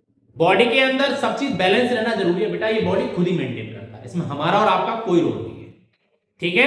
क्योंकि बॉडी में किसी भी चीज का इंक्रीज और डिक्रीज दोनों ही वेरियस काइंड्स ऑफ डिजीज को क्रिएट करता है, ठीक है। बात समझ में आ गई? आ जाइए आगे चलते हैं। तो सबसे पहले कौन दे रखा है? ब्रेन। अब आप ब्रेन को पढ़ो, बहुत इंपॉर्टेंट है। देखो ब्रेन बहुत डिटेल में पढ़ने वाली चीज है, लेकिन बेटा इतने डिटेल में पढ़ेंगे तो हमें पता लगेगा कि 2 दिन निकल जाएंगे, हमारा ब्रेन ही खत्म नहीं होगा। तो हमें फिलहाल 10th के सिलेबस के हिसाब से ब्रेन को कवर अप करना है कि क्या क्या पार्ट हमारा यहां से पूछा जाने वाला है। तो देखो, it is anterior most part of CNS which is locked और प्रोटेक्टेड बाय क्रेनियम और ब्रेन बॉक्स। ये बोन से बना होता है। The weight of brain become very in both male and female. Male में 1300 से 1400 ग्राम और फीमेल में थोड़ा सा साइज छोटा होता है, हार्ट और ब्रेन दोनों का। ठीक है। ब्रेन कंसिस्ट 2 हेमिस्फीयर और 4 वेंट्रिकल्स। ये कॉन्सेप्ट बहुत इंपॉर्टेंट है, बहुत बार आ चुका है एग्जाम में, तो आपको पता होना चाहिए। आज जो देखो, a communicating network of cavities filled with a fluid like a CSF secreted from the thyroid plexus are called ventricles। ठीक है। एक फ्लूइड होता है जो ब्रेन को बुओयंसी देता है, उसे लुब्रिकेशन देता है, तो ये सब काम कौन करता है? सीएसएफ करता है। देखो डायग्राम ब्रेन का बनाने को कभी नहीं आने वाला। यार बच्चे पूछ लेते हैं इस सारे एग्जाम में डायग्राम बनाने को तो नहीं आएगा। नहीं बेटा, कभी नहीं आता। लेबलिंग आ सकती है, आप देख सकते हैं यहाँ कुछ एग्जाम में क्वेश्चन लिखा रखे हैं, क्वेश्चंस आपको। Grey matter lies outside in white matter inside of brain होता है, जबकि स्पाइनल कॉर्ड में वाइस वर्सा होता है। इतनी बात आपको पता होना चाहिए। ब्रेन 3 लेयर से प्रोटेक्टेड होता है, इसे कहते हैं मेनिंजेस। क्या कहते हैं? मेनिंजेस। ओके, कैसे याद करें? कई बार सीक्वेंस आ जाता है बेटा, तो एक ट्रिक है। क्या ट्रिक है बेटा? एक खेत में फर्टिलाइजर लगाते हैं, याद है? किसी नाम सुना है कभी? डीएपी, जैसे लगता है ना यूरिया, एनपीके, ऐसे लगता है कौन? डीएपी। तो कौन हो गया? ड्यूरामेटर। ध्यान देंगे। अगला कौन हो गया? आरके नोइड। और अगला कौन हो गया बेटा? पाया मेटल। अब आप सोचेंगे सर ये कैसे बात हुई? बेटा ये जो आप देख रहे हैं ये आउटर से इनर है, मतलब ये आउटर लेयर हो गई, ये मिडिल लेयर हो गई और ये इनर लेयर हो गई। बताओ बात समझ में? एक ही बात में किस्सा खत्म, रट्टा मारना ही नहीं है, बिल्कुल एकदम शर्प करा कराया खाना, बस सीधा खाना, लटक जाओ। ठीक है। देखो ड्यूरामेटर आउटर मोस्ट हो गई, आर्केनोइड मिडिल हो गई और पायमेटर इनमोस्ट। दो तीन वर्ड लिखा है। जो इन दोनों आर्केनोइड के बीच में एक स्पेस भरा होता है, इसे कहते हैं सब आर्केनोइड स्पेस। वहां पर एक फ्लूइड भरा होता है जिसे कहते हैं सीएसएफ। एग्जाम एसेंशियल पॉइंट से ध्यान देंगे, इंपोर्टेंट है। ठीक है। डायग्राम को आप थोड़ा सा जूम करके आप लोगों को दिखा सकता हूं। देखो जरा, ये लेबलिंग वाला पार्ट आप लोगों से कई बार पूछ लेता, तो आप लोगों को नहीं रहता, तो वो डायग्राम बनाने को नहीं आएगा, ये बात आप समझ लो। कभी भी बहुत डिफिकल्ट डायग्राम आप लोगों को नहीं आते। ठीक है। तो फॉरवर्ड में कौन कौन हो जाता है? सेरिब्रम। ठीक है। और बैरियस जोन कौन होता है? हाइपोथैलेमस। देखो ये हिस्सा आ गया, ये आपका फॉरवर्ड में हिस्सा है। ठीक है। इसमें पिट्यूटरी ग्लैंड होती है, आप आगे पढ़ेंगे। ये छोटा सा हिस्सा जो फॉरवर्ड को हाइंड ब्रेन से कनेक्ट करता है, मिड ब्रेन कहलाता है। इसमें 3 हिस्से होते हैं, पोन्स वेरोली, मेडुला ऑब्लोंगेटा और सेरिबेलम। ठीक है। ध्यान देंगे, भी अपन आगे पढ़ेंगे। और यहां से कौन निकलता है? Spinal cord. ये इसकी कवरिंग आप देख रहे हैं, ये देखो, ये इसे कौन लगा, ये लगा है कौन? ये लगी है मेनिंजेस। 3 लेयर होती है, अभी आपको पता लग गया। तो बाहर वाली सबसे पहले ड्यूरामेटर हो गई, तो ये अंदर वाली कौन हो जाएगी? आपकी आर्केनोइड। सबसे अंदर वाला कौन? क्योंकि पाया मेटल। ठीक है। बात समझ में आ रही है? क्लियर हो गया पॉइंट? बहुत ही अच्छे से चल रहे हैं आप लोग और अच्छा सीख रहे हैं, लगे रहिए आगे। अब देखो फॉर ब्रेन में कौन कौन से हिस्से आते हैं, या ब्रेन में कौन कौन से हिस्से हैं, आप लोग यहां पढ़ेंगे। देखो कुछ चीजें मैंने एक कवर अप करने की कोशिश की है, ताकि आप लोगों को एक स्लाइड में सारा ब्रेन कवर अप हो जाए। एंटीरियर मोस्ट पार्ट जो ब्रेन का होता है उसे क्या कहते हैं? फॉर ब्रेन कहते हैं, और ये लार्जेस्ट पार्ट होता है। ठीक है। Part of brain lies between four and hind brain, उसे कहते हैं क्या? Mid brain. स्मॉलेस्ट पार्ट होता है, ये बॉडी के पोस्चर को मेंटेन कराने में हेल्प करता है, और सिग्नल कहां से? यहां से यहां ट्रांसमिट करने का काम करेगा। मतलब दोनों फॉरवर्ड को किससे कनेक्ट करता है? हाइंड ब्रेन से। मैंने अभी आपको पीछे नहीं बताया, ब्रेन को कहते हैं साइंटिफिकली इंसेफेलॉन, तो इसीलिए फॉरवर्ड को कहते हैं प्रोइंसेफेलॉन, मिड ब्रेन कहलाता है मीजेंसेफेलॉन, और हाइंड ब्रेन कहलाता है रोम्बोएंसेफेलॉन। आई होप सो बात आपको समझ में आ रही होगी। ठीक है। देखो इसमें 3 हिस्से हो गए, पोन्स वेरोली, मेडुला ऑब्लोंगेटा और सेरिबेलम।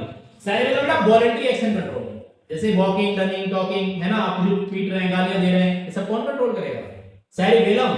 और सबसे इंपॉर्टेंट बॉडी का पोस्चर। ठीक है। आप जो अब आप कहेंगे सर एक बात मैं आपको बताऊं, आप जो 2 पैरों पे खड़े हैं, इसमें ईयर का बड़ा इंपॉर्टेंट रोल है। आज आपका न्यूरॉन हिल गया होगा सुनकर, है? कान तो सुनने का काम करता है बेटा, कान का सुनने का काम सेकेंडरी है। प्राइमरी फंक्शन ईयर का है बॉडी में क्या करना? आपकी बॉडी को बैलेंस बना के रखना।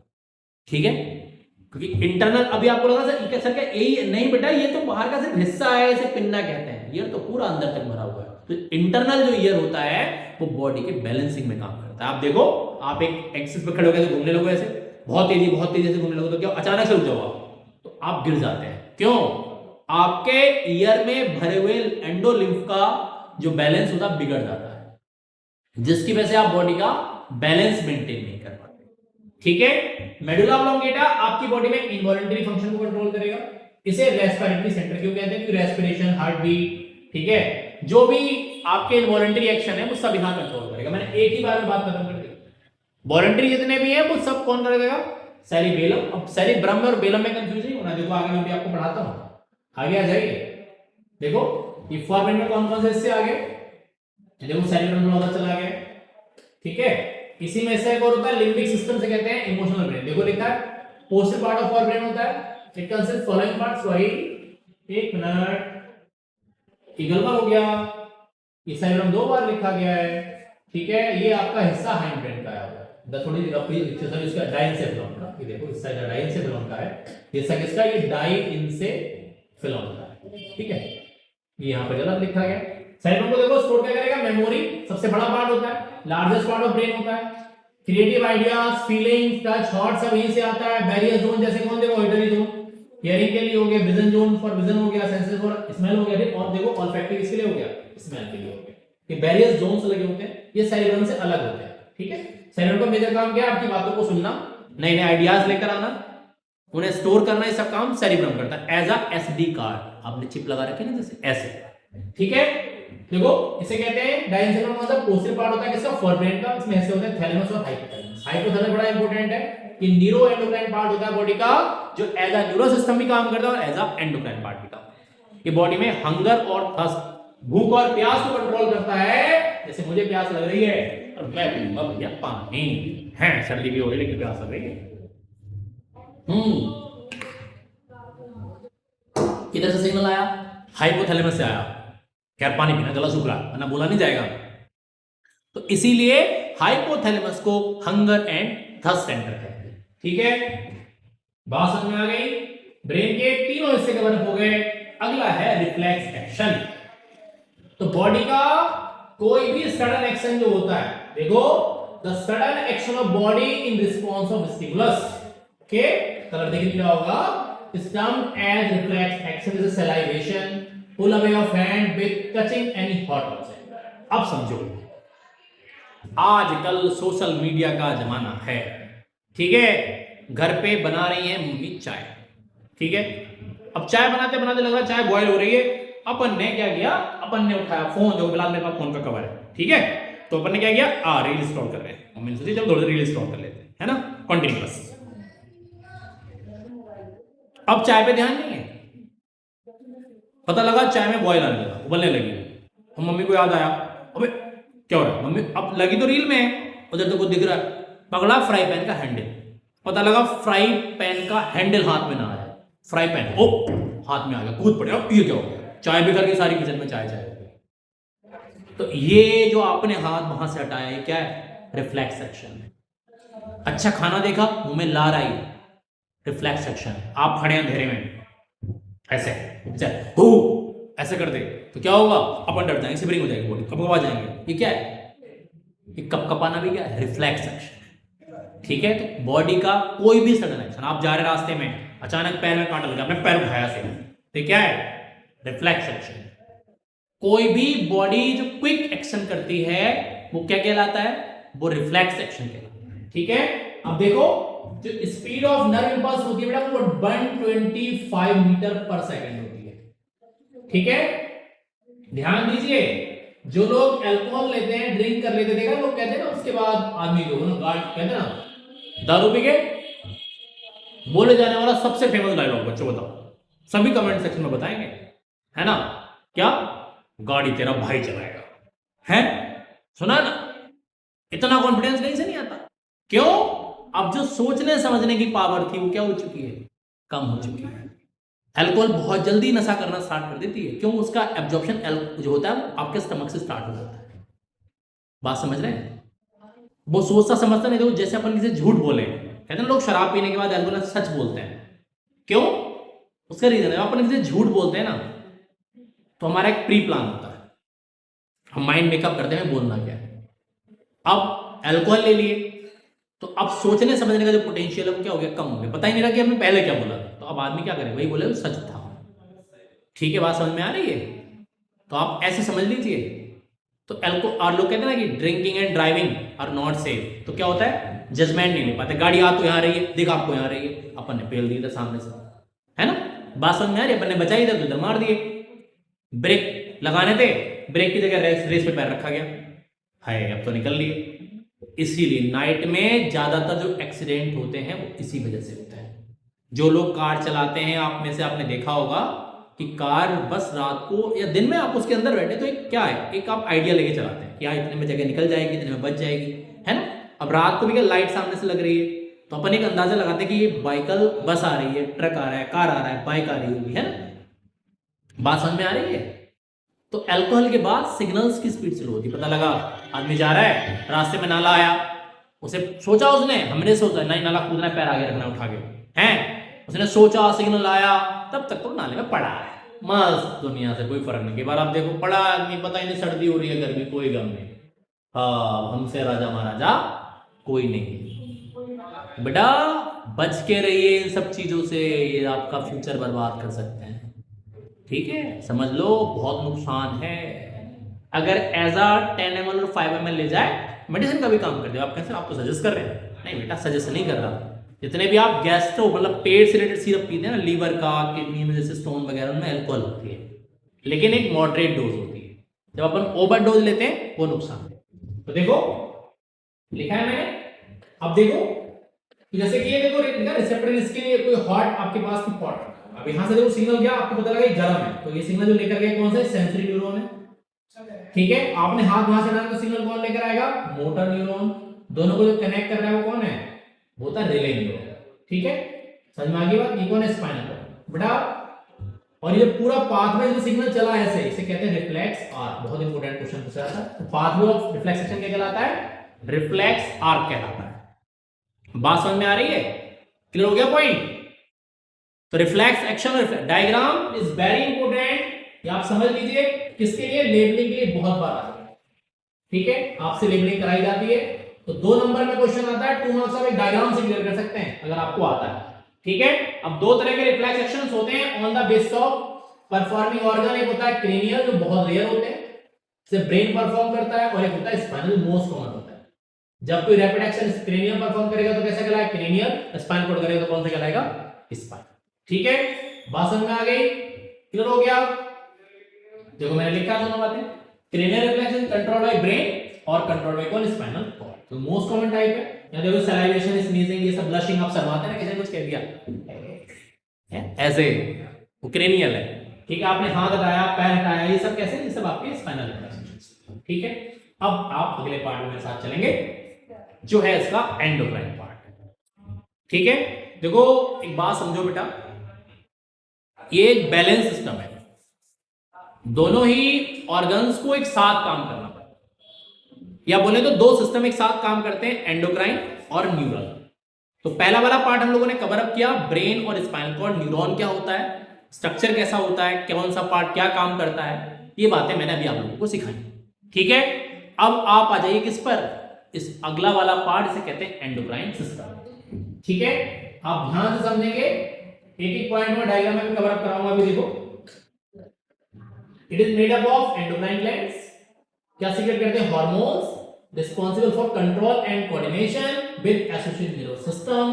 कौन कौन सी ग्लैंड होती है, देखो बेटा, इसको समझने के लिए मैं थोड़ा सा डायग्राम को जूम करूंगा और इस पे कवर अप करेंगे, ठीक है?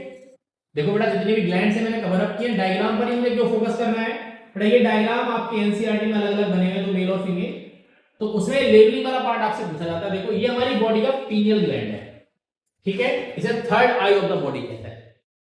सुना, शिव जी का त्रिनेत्र पीनियल ग्लैंड होता है, ये सब किसी के पास एक्टिवेट नहीं होता, ठीक है? अभी आपको बताऊंगा कौन सा रोल क्या है किसका। ये हाइपोथैलेमस अभी आपने ब्रेन में पढ़ा, जो न्यूरो एंडोक्राइन पार्ट है बेटा, ये पिट्यूटरी लगी है।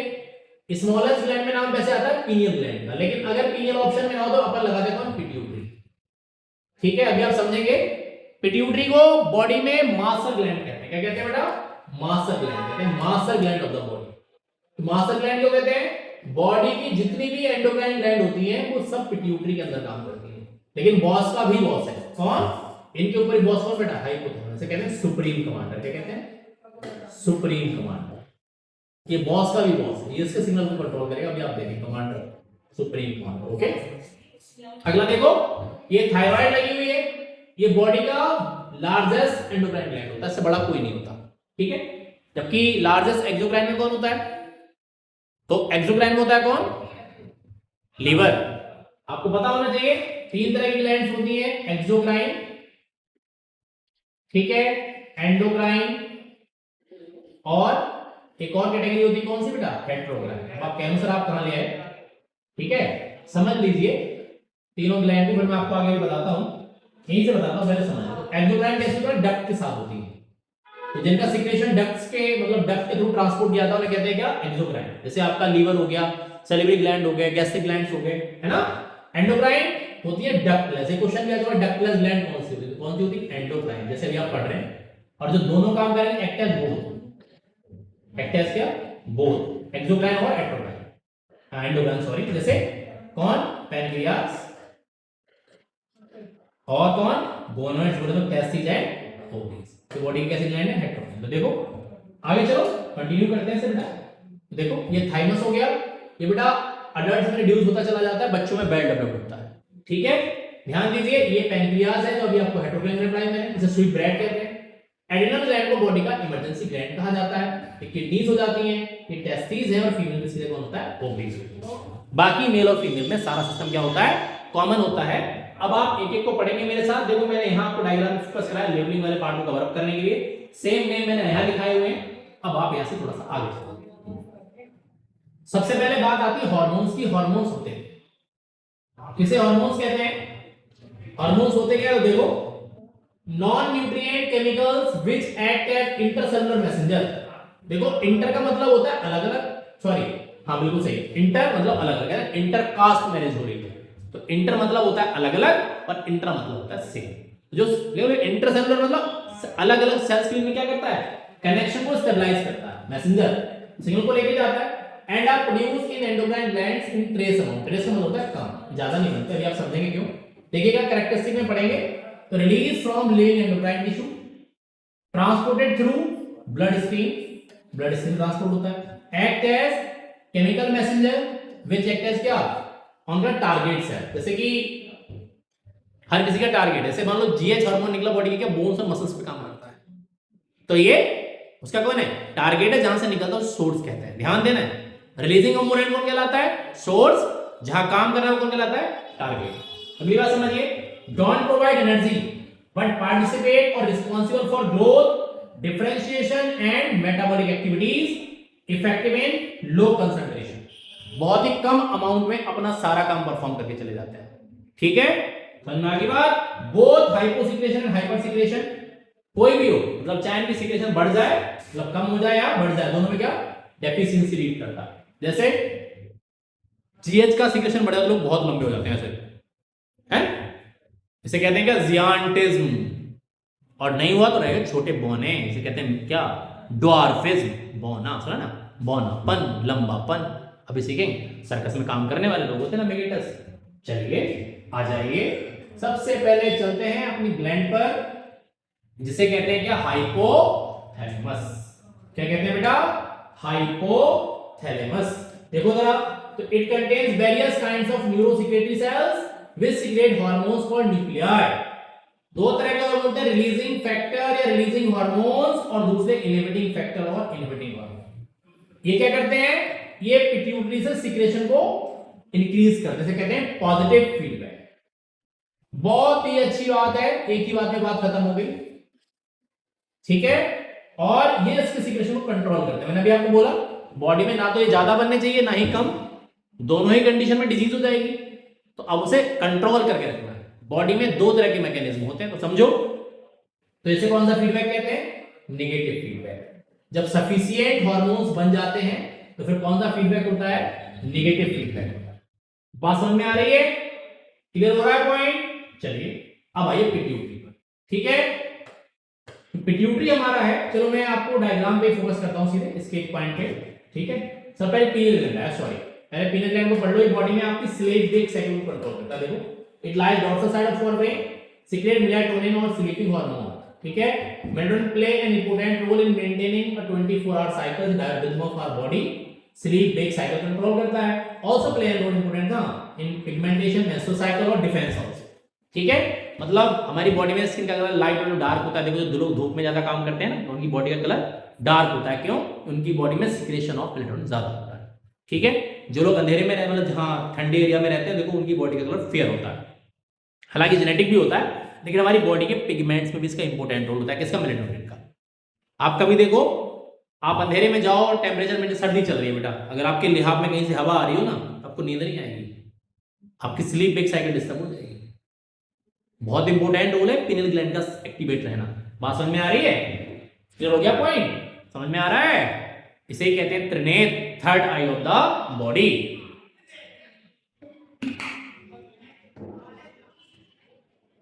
आप पिट्यूटरी को देखो, ठीक है, मास्टर ग्लैंड कहते हैं। देखो मैंने यहाँ पॉइंट्स लिखे, अभी मैं आपको लेके चलूंगा। जो 3 लोग होते हैं, देखो पिट्यूटरी को साइंटिफिकली कहते हैं हाइपोफाइसिस। क्या कहते हैं बेटा? हाइपोफाइसिस कहते हैं। क्या कहते हैं? हाइपोफाइसिस। ठीक है, देखिए small pea shaped cell structure located or attached to the hypothalamus by a stalk called infundibulum, जैसे पिट्यूटरी कहते हैं। डिप्रेशन लगी हुई सेल अटैक्सिया कहा जाता है। सारा बात छोड़ो, पिंकिश कलर में होती है। ठीक है, कितना साइड देखो 1.3 सेंटीमीटर डायमीटर, 0.3 से 5 mm वेट। मास्टर ग्लैंड कहते हैं सभी बॉडी ग्लैंड को कंट्रोल करते हैं। 3 लोग होते हैं, एंटीरियर, मिडिल और पोस्टीरियर। तीनों बातें मैं आपको बताता हूं, डायग्राम से ट्रिक है। बच्चे भूल जाते हैं सर कौन सा हार्मोन कहां से आता है, तो मैं आज आपको ट्रिक सिखाने वाला हूं जो शायद आपने कभी नहीं सीखी हो। देखो भाई, पिट्यूटरी के हार्मोन याद करने के 3 लोग हो गए ना बेटा, एंटीरियर, मिडिल और पोस्टीरियर। तो मिडिल लोब समझ लो पहले, बहुत छोटा सा होता है, बीच में ऐसे लगा हुआ है, ये देखो ईमान राशि, ये ऐसा मिडिल लोब।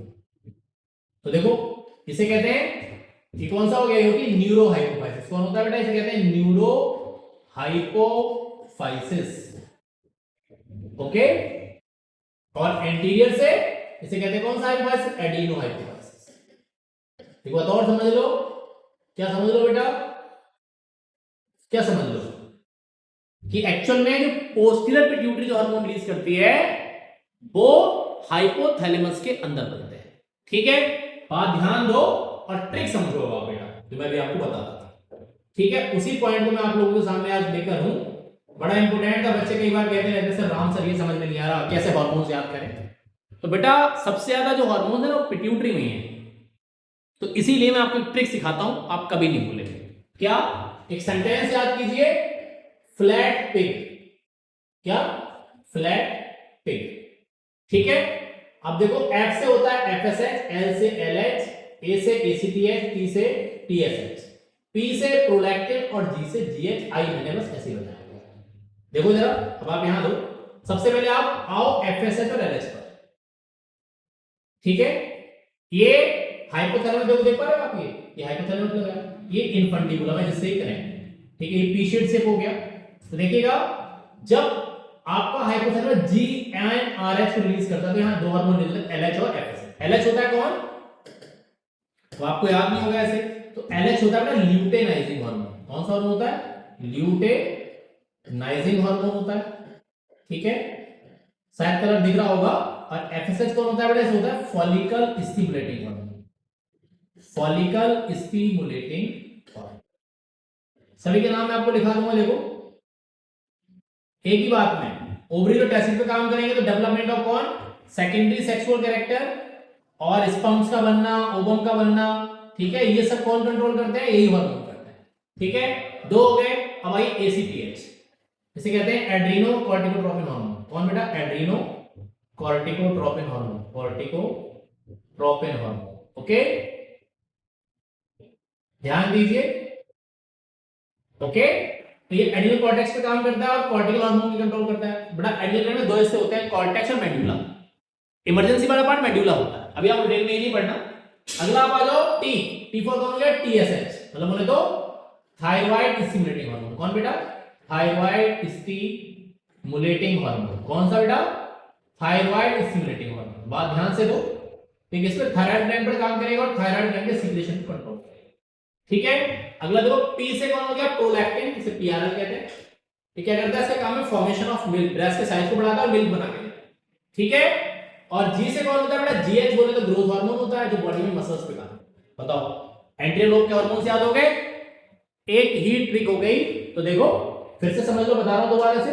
तो एफ से एफएसएच, एल से एलएच, ए से एसीटीएच, टी से टीएसएच और पी से पीआरएल प्रोलैक्टिन और जी से जीएच।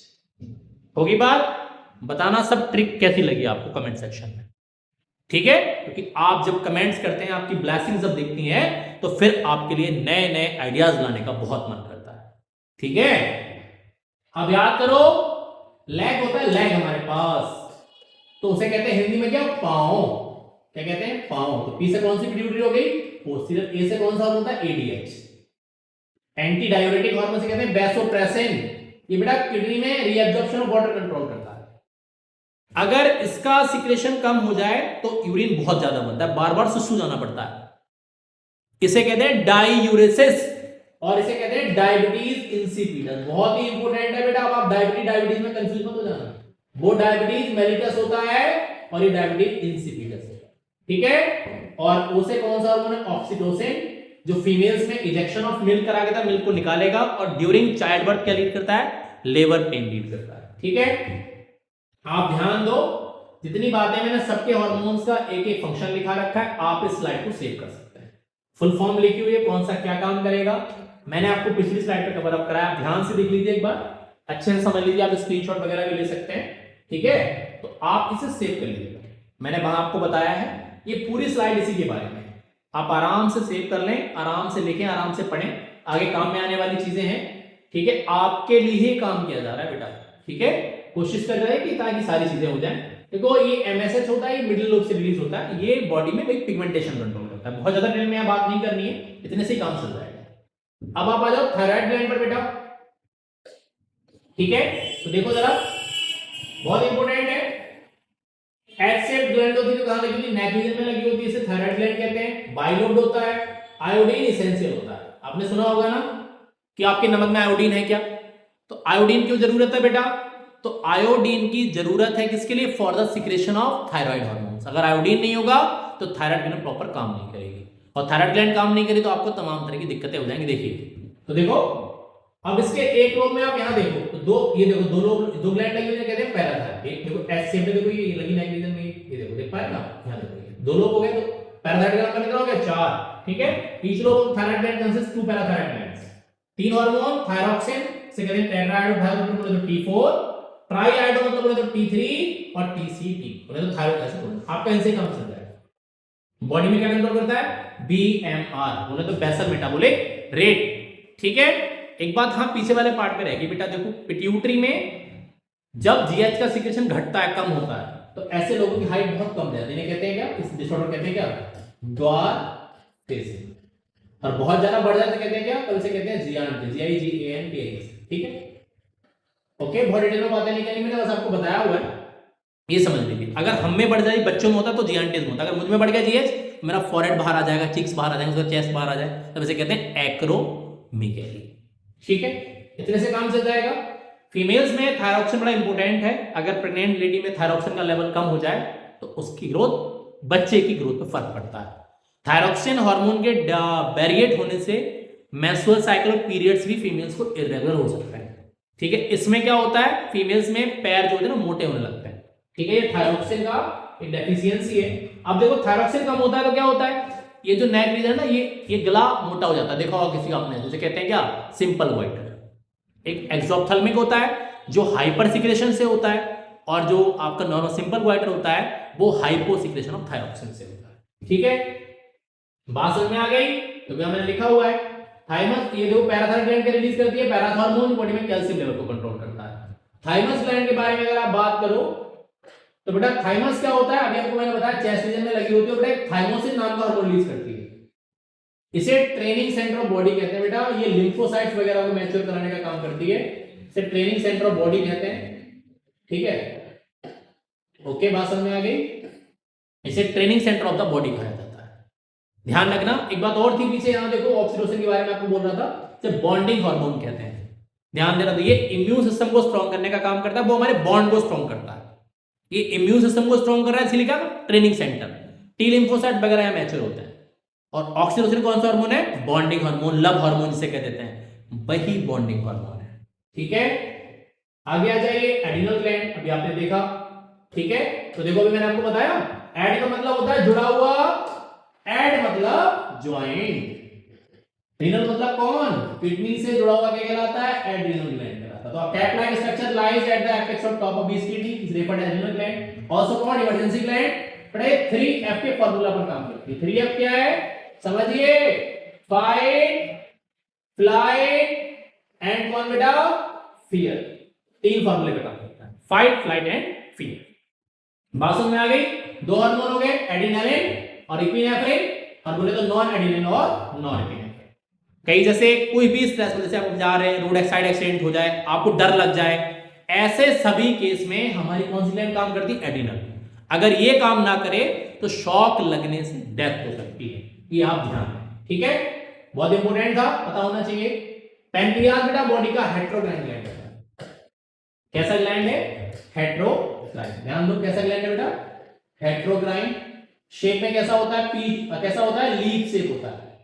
इसमें 99% पार्ट तो कैसा होता है? एक्सोक्राइन, और 1% पार्ट कैसा होता है? एंडोक्राइन। तो हमें यही पढ़ना है। तो इसका जो एंडोक्राइन पार्ट होता है उसे कहते हैं आइसोलेट्स ऑफ लैंगरहैंस, देखो मैंने लिखा हुआ वैसे, ये देखो। तो ये दो तरह के हार्मोन रिलीज करता है, ग्लूकागॉन और इंसुलिन।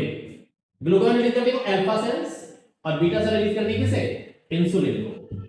ये इंसुलिन बॉडी में ग्लूकोज के लेवल को क्या करता है? कम करता है। क्या करता है? ये कम करता है ग्लूकोज, और ये बढ़ाता है। तो देखो इसे कहते हैं, कौन सा कम कर रहा है? इसे कहते हैं हाइपो, किसका लेवल कम कर रहा है? ग्लूकोज का। तो हाइपोग्लाइसेमिक हार्मोन, ध्यान दो, H बना दिया, और ये हो गया हाइपरग्लाइसेमिक हार्मोन। इंपॉर्टेंट है, आपको आना चाहिए नेम भी। ठीक है, और आ जाइए, यहां लिखा है मैंने, due to the hypersecretion of GH dwarfism takes place and such person called के कहलाते हैं मेगेटस। ये इंपॉर्टेंट जो स्लाइड यहां लिखी हुई है, अभी जो डिसऑर्डर से बता रहा था मैं, एक पॉइंट जो लिखा है मैंने। ओके, और हाइपरसेक्रेशन क्या होता है? एक्रोमीगाली इन एडल्ट्स। ओके, बच्चों में क्या? जीआरटी due to deficiency of iodine. देखो वाइटर सिंपल हो जाता है। डेफिशिएंसी इंसुलिन से क्या होता है? Diabetes mellitus. और एडीएस से कौन होता है? डायबिटीज कौन सा? इंसिपिडस। यहां इसे शुगर कहते हैं। नॉर्मल हमारी बॉडी में शुगर कितना होता है?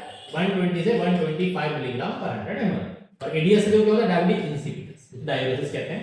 कंफ्यूज नहीं होना है, मैंने हर चीज को सॉर्ट आउट करके आपको दिया। इसे मैंने बहुत जल्दी में पढ़ाया, क्यों? कि पीछे मैं आप लोगों को पढ़ा चुका हूं। अब आप आ जाइए गोनोइड्स में। तो मेल में कौन होते हैं? टेस्टिस, और फीमेल में कौन होती है बेटा? ओवरीज। ठीक है, देखो अब आप यहां ध्यान दे लो, मैंने दोनों में कंपेयर करा रखा है। यहां पर क्या कंपेयर करा रखा है आप ध्यान से समझ लो। These are paired oval cell structure which lies in scrotum and secrete male androgen जैसे टेस्टोस्टेरोन। क्या काम होता है? Development of secondary sexual characters और स्पर्मेटोजेनेसिस। सेकेंडरी सेक्सुअल कैरेक्टर क्या होते हैं ये मैं आपको about the how do organism reproduce में पढ़ाऊंगा। ठीक है, वैसे समझ लो छोटी सी बात भी है, अगर आपको हो तो वैसे तो डिटेल में वही बातें हैं। जैसे क्या? फीमेल में ब्रेस्ट का डेवलप होना, मेसोसाइकिल का बिगन होना, आवाज का बारीक हो जाना, ये फीमेल में। मेल में growth of mouth second beard है, ऐसे हमारी बात। ग्रोथ ऑफ हेयर्स, मसल्स का मोर स्ट्रांग हो जाना, बॉडी में एग्रेसिवनेस बढ़ जाना, ये सेकेंडरी सेक्सुअल कैरेक्टर मेल होता है। फीमेल में देखो दो हार्मोन होते हैं, एस्ट्रोजन और दूसरा कौन सा? प्रोजेस्टेरोन। ठीक है, ये देखो ये सेकेंडरी सेक्सुअल कैरेक्टर डेवलप कराता है, और ये इंप्लांटेशन मतलब फर्टाइजेशन के बाद की सिचुएशन को मेंटेन करा के देता है। कौन? प्रोजेस्टेरोन। ठीक है, इतनी बात आपको आनी चाहिए यहां से। और देखो बड़ी इंपॉर्टेंट बात और है, अब आपके पास क्या है? एक स्लाइड आपसे पूछी जाती है। ठीक है, आपसे एनसीईआरटी में आपके पूछा जाता है, बहुत बार क्वेश्चन आ जाता है, तो आपको आना चाहिए। ठीक है, एक टेबल दे रखी है लास्ट में एनसीईआरटी में, क्लास 10th की। ठीक है, तो उसमें हार्मोन्स दे रखे हैं, उनका रोल दे रखा है, वो पार्ट आपसे ए बी सी डी करके पूछ लेता है। और देखो मैं भी आपसे बोल रहा था मैंने कि डायग्राम आप लोगों को कवर अप कराया, देखो कहीं आएगा एंडोक्राइन सिस्टम में, अभी मैं आपको पढ़ा कर देखो ये लेबलिंग के लिए, और वो टेबल भी एबीसीडी लेबलिंग के लिए बड़ी इंपॉर्टेंट है। आई होप सो आप लोगों को लेक्चर समझ में आया होगा, आप लोगों ने इसे एंजॉय किया होगा। ठीक है, मैं आप लोगों से अगले किसी चैप्टर को, जैसे हेरिडिटी वगैरह रह रहा है, रिप्रोडक्शन वगैरह भी हमने पहले चैप्टर को कवर अप कराया, तो आगे बातें हम लोग कवर अप करेंगे, धीरे धीरे चलेंगे आगे की तरफ। और आप लोगों को समझ में आया हो तो हमें लाइक कमेंट और शेयर कीजिएगा, हमारे चैनल को सब्सक्राइब कीजिएगा, अपने फ्रेंड्स तक शेयर कीजिएगा। हम लोगों की कोशिश है आप लोगों तक पहुंचने की, और आप लोगों को अच्छा से अच्छा कंटेंट देने की। जब आपकी ब्लेसिंग्स हमें कमेंट सेक्शन में दिखती हैं, बड़ा अच्छा लगता है। आप सब अपना ध्यान रखें। ठंड हो रही है बहुत ज़्यादा, तो बहुत ध्यान से बाहर निकलें, अच्छा खाएं, ठीक है, क्योंकि एग्जाम्स पास में है, अच्छा खाएंगे नहीं बेटा तो दिक्कत हो जाएगी, बॉडी कोप नहीं करेगी। अच्छा इम्यून सिस्टम को हेल्प करके रखें और अपना सभी ध्यान रखें। A very very good evening to all and have a good night, not a good day, क्योंकि अब तो रात का समय है। मिलते हैं किसी दिन के टाइम में, तब बात करेंगे। तब तक आप सब अपना ध्यान रखेंगे। मिलेंगे हम आप सभी से अपने एक नेक्स्ट लेक्चर। तब तक के लिए नमस्कार।